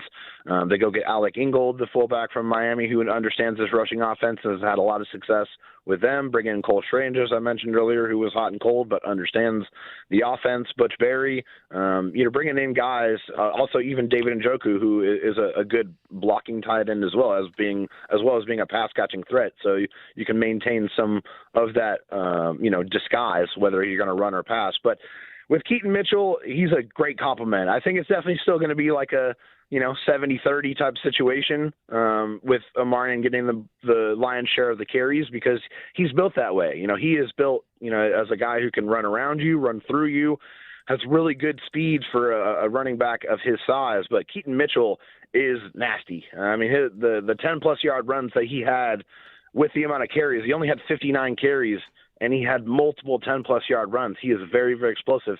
You guys probably don't know this, but Keaton Mitchell – Mike McDaniel had two guys that he put on literal wanted posters. One of them was Brennan Thompson, the fourth-round pick that the Chargers took, who has 4.26 speed, and the other was Keaton Mitchell. So they very, very much wanted to make sure they brought Keaton Mitchell in. We know Mike McDaniel loves speed, and better yet, he knows how to use that speed. So getting him as part of this rushing attack and in the passing game, the Chargers did not throw to the running backs really at all last year or really at all under Greg Roman. Just wasn't part of his offense, but it is a major part of Mike McDaniel's offense. So I'm very excited to see what he's going to be able to do because anytime he touches the ball, he can take it the distance. Last year by DVOA, the Chargers just sneaked into the top 10 as a top 10 defense. Do you feel like they'll be back at that level this year? They have a lot of continuity on that side of the ball, both in the coaching staff and on the football field. The really only major piece that they lost was Odafe Owe to the Washington Commanders via free agency. They just weren't going to pay him the type of money that he earned last year, and he was great for the Chargers. But the Chargers did take Akeem Mesidor in the first round to kind of, replace that production, and he's an older prospect. He's 25 years old coming out of the draft, but what you get for that is a very well-rounded player that's able to hopefully help you contribute right away. He is very, very good on the inside, rushing from the inside, also rushing from the edge spot, which is where he usually is at. But he has been able to do both and also sets a very physical edge. So I think you get a player that you feel pretty confident that can come in and replace that production or at least give you somewhere close to that to add to a defense that is very much mostly intact. Now, they do have a new defensive coordinator. That's Chris O'Leary, who was their safeties coach a few years ago, went down to Western Michigan, where they had one of the worst defenses in the country before he got there and was a top 15 defense after he left. So the big question mark for me is what is this defense going to look like under Chris O'Leary? It's going to be similar schematically, but how is he going to put his flavor on what this defense is? With a lot of returning pieces, they expect to maintain the same level. I'm looking at probably in the 10 to 13, 14 area because Jesse Minter was such an amazing play caller. He had a really good feel for the game, and I need to see it from Chris O'Leary at the NFL level before I can really believe that we're going to be able to maintain that same level that Jesse Minter did. But most of the pieces are still there, and they have one of the best defensive players in the NFL at Derwin James all over the football field, making things easier for a first-time defensive coordinator. You know what I'm wondering too, David? Like Joe and I were talking, and we had the Chiefs roster up before us, a couple of segments ago. And man, it's as underwhelming of a roster. Like I said, they're built a lot like they were in 2021, where they're reliant on Travis Kelce and Chris Jones. I mean, two players who. You can't be as reliant on No, them. I mean, their best football is behind them. And I'm wondering, I thought this too, like if you would have walked into last season, starting in 2025, and said the Chiefs were not going to win the division, I think almost everybody would have thought it was the Chargers to be the team to step up. And obviously injuries were a big part of why that didn't happen. But like looking at this year, it's hard to really overstate how just not really impressive that Chiefs roster is. Like, what's the opportunity? And obviously, Jalen Waddle getting traded to Denver to solidify that group of weapons in Denver. When you look at this division, it feels like this has to be the year for the Chargers, right? Yes, 100% it does. And I feel like I got to give credit to Jim Harbaugh for realizing that Greg Roman was not going to be the guy to help them get Justin Herbert to the promised land.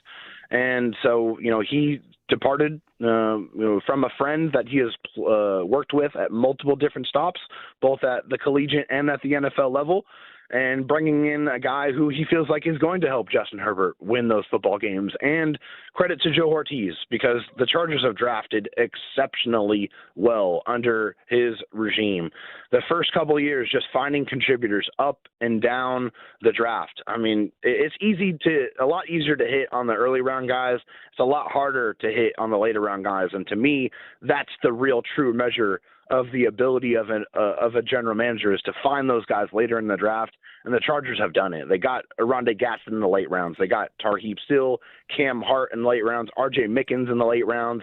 They're finding guys up and down the draft, which has allowed them to build the quality and depth that you need to be able to sustain injuries throughout an NFL season. It's not a matter of if they're going to happen. It's a matter of when and how well you're able to sustain through those injuries. And I think the Chargers have put themselves in position on offense and defense with a very well put together football team. Maybe not a lot of superstars, but it's definitely a team that is greater with all of their parts than the individuals. And I think that's going to put them in a position to hopefully win the AFC West for the first time since 2009. Yes, they have to get through the Denver Broncos, but Bo Nix has never beaten Justin Herbert in his NFL career, and I don't expect that to start this year. David Drogmeyer, Locked On Chargers. You can find that podcast wherever you get your podcast if you want more on them going forward. Thanks, David, for joining us, and maybe we'll chat again down the road.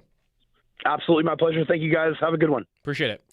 The Chargers are one of the most snake-bitten teams, no question, every year with in injuries. the league. I think really you could say, because we've done this, right? Like, as teams win, like the Knicks when they won, or when Rory wins a major, it's, all right, check another great team or player off the list of, okay, they did it. They finally got over the hump. Peyton Manning did that, of course, a long time ago. The Bills are like number one for that right now. I would think, yeah. Is there another NFL team that outranks the Chargers? The problem with the Chargers, they don't really qualify as like the most heartbroken fan base because they don't really have a fan base. They left the fan base in San Diego. Yeah. So aren't they kind of number two for that? I think it's the Ravens. The Ravens have won multiple Super Bowls. I know, but not with Lamar Jackson. And I think that makes them number two, in that they have what a lot of people, if he's not the second best quarterback, he's the third best quarterback. Right. And he hasn't even gotten to one. And in fairness, Justin Herbert hasn't won a playoff game. Yeah. No, he hasn't. They have just been so good for so long, and they're always they're especially the Phillip Rivers era. Oh yeah, I mean, and they would always be the team where like the other team would drive down and beat them at the end, or they're always injured. Right? For always 20 years, they are always injured. Yep. And they are, I'm looking right now, in the last 20 years, they are 10th in the NFL in wins. Like, they're always good. How many of those teams above them you think have Super Bowls? New England has Super Bowls in 20 years. Pittsburgh, Green Bay, Baltimore, Seattle, Indy, Philly, Kansas City, New Orleans. Every single one. Dallas. All right, except for Dallas. Dallas is the only other team that doesn't have a Super Bowl. 8 with of that the other many wins. 9, yeah. Yeah. But again, it's not quite the same as here because here the fans are attached to that. Yeah. And it's harder to do that. I don't think LA cares about the Chargers at all. I guess I could ask David, but David's in San Diego. If you were watching us on YouTube, did the chat catch this? Oh, and I don't know if the chat caught this. Me and Nate were mouthing things off air and like shaking our heads at the TV screen.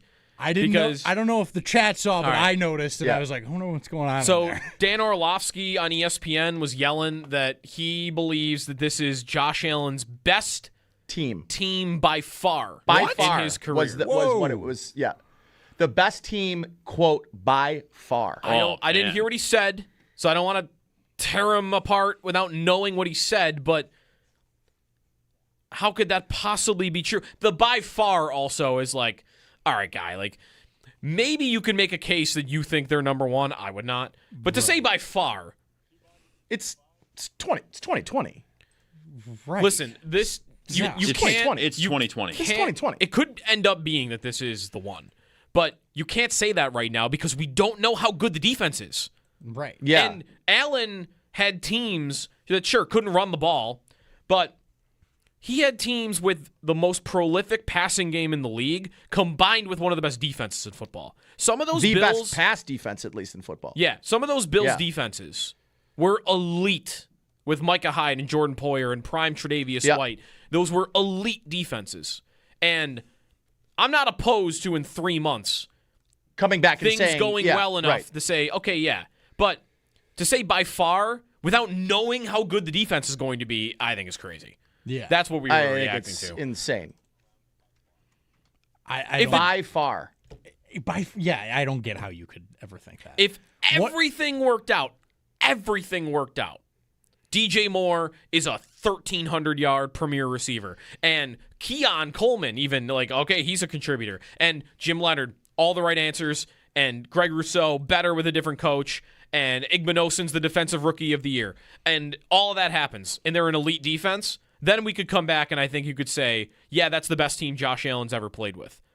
But I feel like all of that has to happen for it to be true because that 20 team and the 21 team, I would even say the 21 team, the 13 seconds team, that team. Sorry, am I wrong for calling it the 13 seconds team? No, it is. That's what it is. It's just reaction. Those teams, just hearing that. those teams were better and more talented than this team is. Yes. Without question. Absolutely right. Just look at the safeties, Poyer, Hyde, blow out Milano. I love Bishop. You had all Milano, pros. Prisoners of the moment. Diggs, you've got ESPN. all these pieces that are clearly better than what they've got now. We got to take a timeout now. We'll get back in yeah. time for the jersey reveal, which is going to be made official in about a couple of minutes here. That's next. Check it out. We'll have it on our Twitter at WGR550. The Bills releasing their alternate uniforms. We'll react next.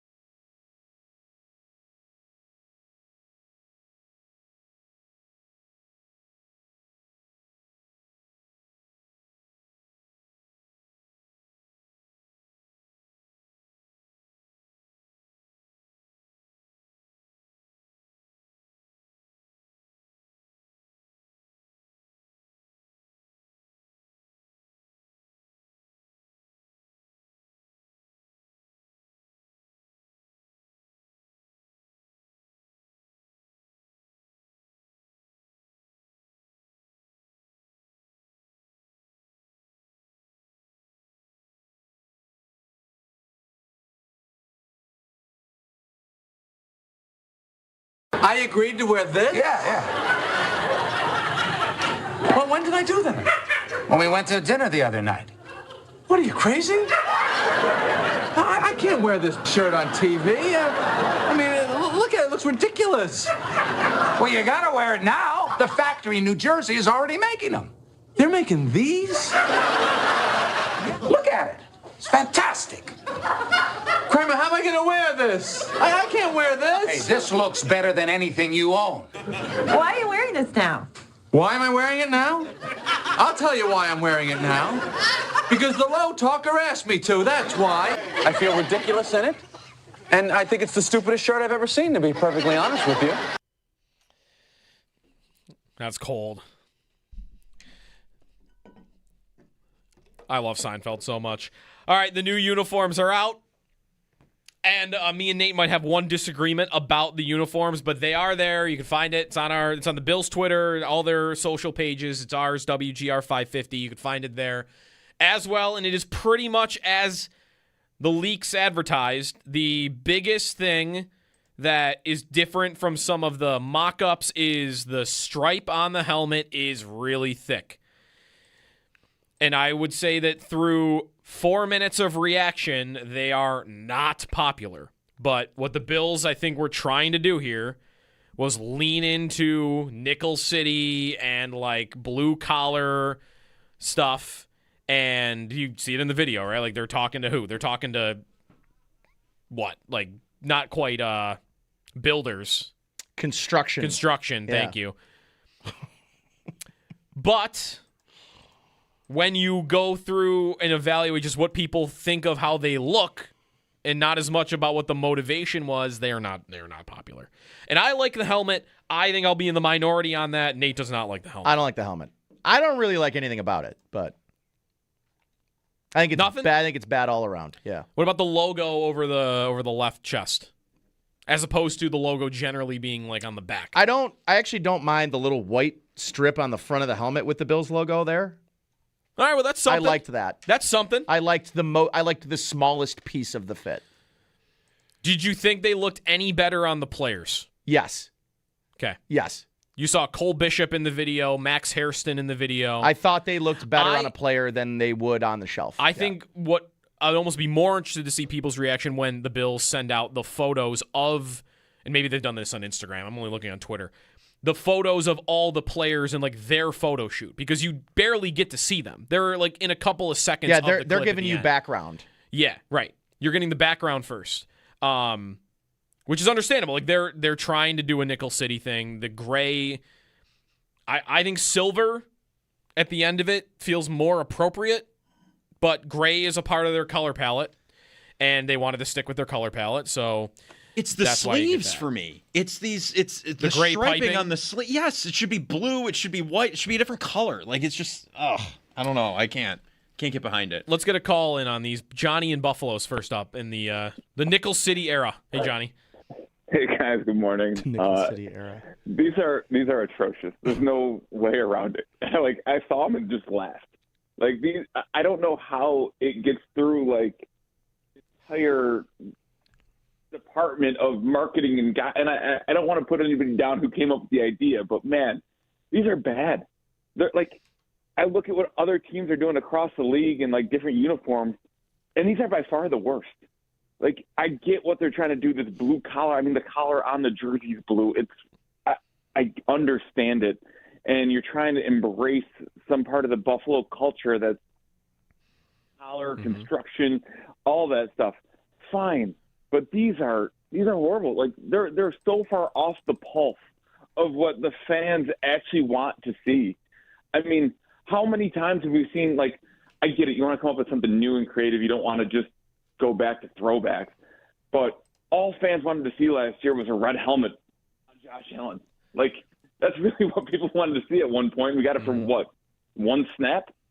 And I'm sorry, but guys, these are atrocious. I mean, the Seinfeld intro that you guys had leading into this is perfect. It's like, they don't look any better on the players to me. They look terrible.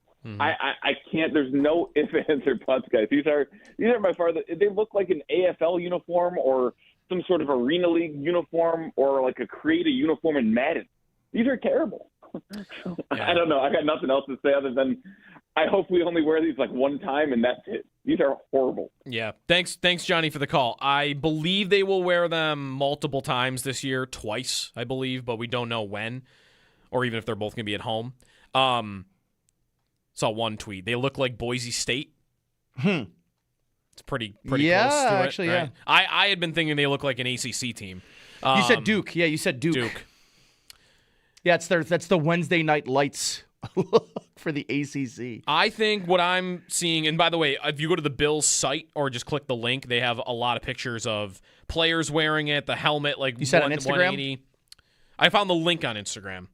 On the Bills website. If you go to buffalobills.com, there's more pictures there. And you're seeing some accounts tweeted out now. I just think the only thing that is defendable is that, for me personally, like, I think the only thing defendable is the helmet. There was a mock-up that an account had done a little over a year ago when we were going through what the rivalry series uniform would look like. And I remember that account, I think it was like the graphic god, just some guy on Twitter, had designed a Bills alternate that was for him for the rivalry series. But it was a Nickel City theme. And I loved them because they were silver. It was like a chrome helmet and the numbers were similar, but that uniform ended up looking like kind of what the rivalry series looked like. So I kind of knew if they were ever going to do something Nickel City, it wasn't going to look like that because they're almost a carbon copy of the rivalry series. So if they were going to do this, it was going to be a gray or I guess a silver jersey, but gray. Gray. And I think gray is the problem most people have, the color of gray it is. I also wonder this, like, are they going to wear these against teams wearing white? What do the Lions do? Do you know? They wear gray. Is it ever gray against white? No, I think that gray is teams, home, though. They'll probably play teams with color. Yeah. These will be worn as, like, an equivalent of your white jerseys at home, I think. Against, like, a white Jets or a... But even that, like... Yeah. We just went to David, right? Let's go to Zach in West Seneca. Hey, Zach. Hey, yeah, just got to get in on this. Listen, these are jerseys that they needed to put out from, like, a standpoint of they had to make, like, an alternate. But I just think pro teams and our local area Bills, Sabres, they missed the mark. I mean, it's pretty obvious that people want the red helmet. And it wasn't just the red helmet. They wanted the late 80s into, like, late 90s uniform in the jersey top. We got the red helmet with Josh Allen not even playing in the game, and with the current uniform, which was okay. But I mean, it would print money. It would print money if they made that jersey. I just don't understand. It took us like a decade of campaigning on Twitter for royal blue to come back. I mean, it's just like, I don't understand what is so hard about this. There was concepts that were out there that were better than this, and these are, I don't know, AI drawn-ups or whatever. Last thing I want to say on the jerseys, these, I was withholding my judgment until you saw the pro uniforms. These Nike reprints are just god-awful. They're atrocious. They are bad. The Bills' current, the Bills' current blue, you could get away with and do a reasonable job, but when you start doing these alternates, I mean, I hate to say it, the Chinese fakes of the white alternates from last year are far better than the Nike, $120 reprints. I mean, this is just, shame on the NFL, shame on Fanatics for putting out a poor, expensive product, and it's not even what people want. It's just terrible. These might look better in person. They might look better against a team with white uniforms, and I was up for some gray. I mean, look at the first year in the league, and Ralph Wilson coming in with his Detroit ties in their first year or two. Maybe they had that gray combo. Maybe you could have sold me on something like that with a red standing buffalo. But this looks like a helmet that a little kid would want to get signed. That they just made, and you just, oh, look at that, that's kind of cool. But to think they brought it to life, it's just terrible. Thanks for taking the call. Yeah, thanks, Zach, for the call. Let's go to Mike next. Hey, Mike. Hey, guys. How are you today? Good. Good, good. You know what? I mean, these jerseys are no great shakes, but I think we need to think beyond the realm of Western New York and what we desire. Josh Allen has a number one selling jersey league and worldwide, the NFL, and to me, they just went the safe route. I mean, if non-offensive, they're going to sell, and I think we need to think of the bigger scope. You know, I mean, he's got the number one selling jersey. I mean, gray is as neutral as it gets, so I think they went the safe route, and that's all to it. Thanks, Mike, for the call. I don't think they went safe. I think they went bold. I think what they did is bold. Wet concrete. That's what we decided the color is. Wet concrete. I mean, I hear you on Allen being the number one selling jersey. If you are buying your kid a jersey for, I mean, maybe your kid likes the jersey, but if you're an adult, doesn't have to be a kid, that wants to buy a Josh Allen jersey and you're at the Bill store, you're on the website, and you're looking at all the different types of Allen jerseys you could buy. You could buy the blue one. You could buy the white home one, or excuse me, the blue home one or the white away one. You could buy the throwback. You could buy the rivalry series uniform. You could buy the red one. Or you could buy this one. How many ones would you buy before this one? I don't know. Like these remind me of like a jersey that ended up on like a remote island, the other team that doesn't win the Super Bowl, like some tribe in Indonesia gets the alternate universe ending of the other team winning. It just the caller talking about how like we've just wanted red helmets and it took forever to get red helmets, and then we got one play with Josh Allen in a meaningless game with red helmets. Just listen to the customer every once in a while, you know. I mean, you're supposed to listen to the customer. I wonder what the future is for red helmets. They know people want them, or else they wouldn't have brought them back for one game last year. But I haven't seen anywhere that they're going to wear them more this year. Yeah. I don't know if they're going to wear them at all, let alone more than one time. It's like the Dave Chappelle skit. You know, why treat the customer that way? Because F them, that's why. Here's another way to ask it. If they were going to, because I just went through all the different Allen jerseys you could buy. You have your throwback, you have your white and blue, you have your red. What else could they have done that would have been an alternate? You could have done something brand new. You could have done a black jersey. Yeah. Every team in the league tries that out at least once. I don't need them to do a black jersey. I thought but I'm just saying that's a color every team in sports tries. The 90s Puma to me was what was the easy win. Maybe agree. It's not different enough. Maybe that's people said that. Jeremy thought the same thing. Like they're not different enough. I think they look different. When I see a Thurman Thomas jersey in the crowd next to a Josh Allen jersey, they are different jerseys. They pop. So I know it's a little difference. Right. Is there anything else that would have been a significant change that would have gone over well? Maybe not. You've already done blue. You've already done red. What else did you want to do other than something brand new? And this was brand new. It just was within, they were trying to stay within the colors they use. They've used gray in the past on number piping, on face masks.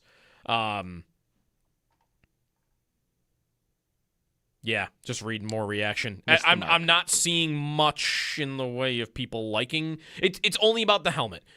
There's some debate about whether the helmet is good. There's no debate about the jersey that I've seen. I'm looking for anybody that likes the jersey. Also, a lot of Max Hairston. Yeah, he was one of the photo shoot guys, I guess. Shakir in the uniform.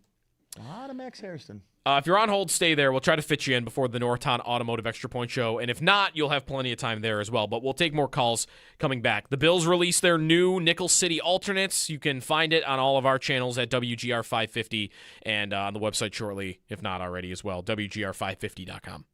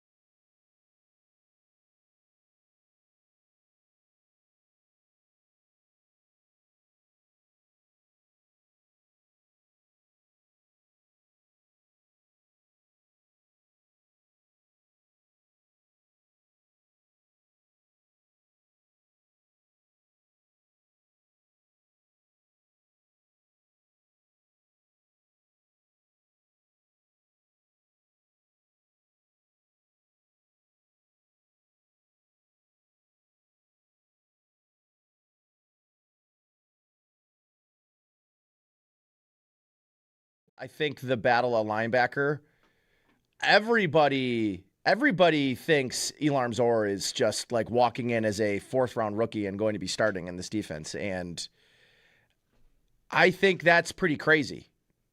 I also think it might speak to the confidence level of that position right now. I know, like, for me, if I were to look at one position group in the entire team, I would say that is my biggest concern as linebacker, because it didn't seem like they jumped on many opportunities to make it better. And Terrell Bernard's coming off a season where when he played, even when he wasn't, or maybe he was injured the entire time, but he looks like a player that's been hampered by long-term injuries, like injuries that are going to just kind of be there, like lower body injuries that, like the ankle, like I don't know if you've seen some of the pictures, like it's like a balloon. Yeah. And that to me just doesn't look like something that goes away. It's like so I don't know if he's lost a step. I would be really worried about what they're doing, because Dorian Williams, I know people like him, but he's largely been a special teams and a fill-in starter. And if you have a largely special teams fill-in starter penciled in next to the oft-injured, captain of your defense, who has not really played a full season, has he played a full season in his career? He probably did 2 years ago. Like maybe one full season under his belt without an injury. So I guess for me, if I think you're awfully reliant on your second 4th-round pick to be playing really meaningful downs for you. So linebackers, I think the biggest concern for me, and there's also to be said, like I think there are still linebackers. Shaq Thompson's still available.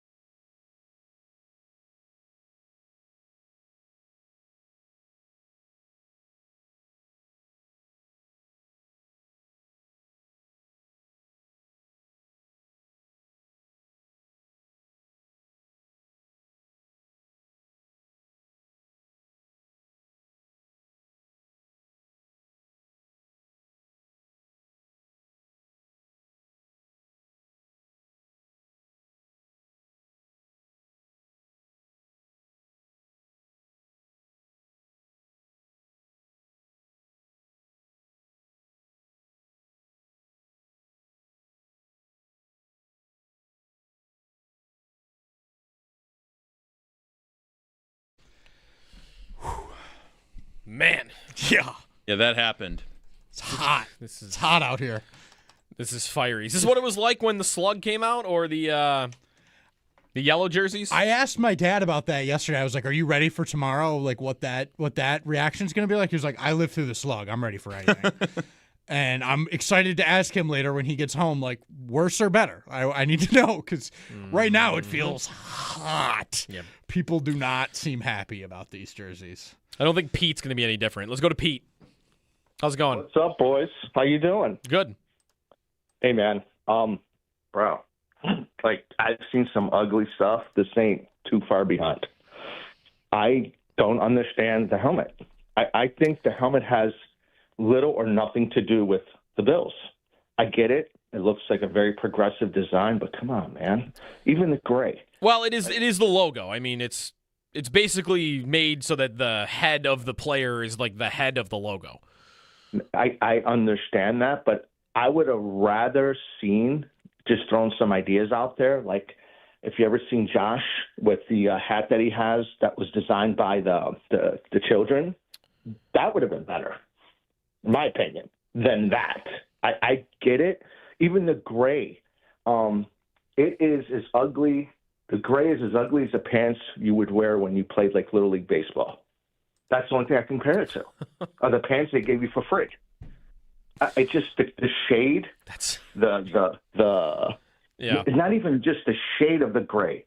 It's just I don't know what it is, but aesthetically it is not pleasing on my eyes personally. Yeah. And like the helmet, I understand the concept, but come on, man. Yeah. Thanks, Pete, for the call. Yeah, the gray is my biggest. I think if they wanted to do Nickel City, which they did, some way to incorporate more of a silver-looking color with a shine to it, like, or a chrome, like that was the way to do it.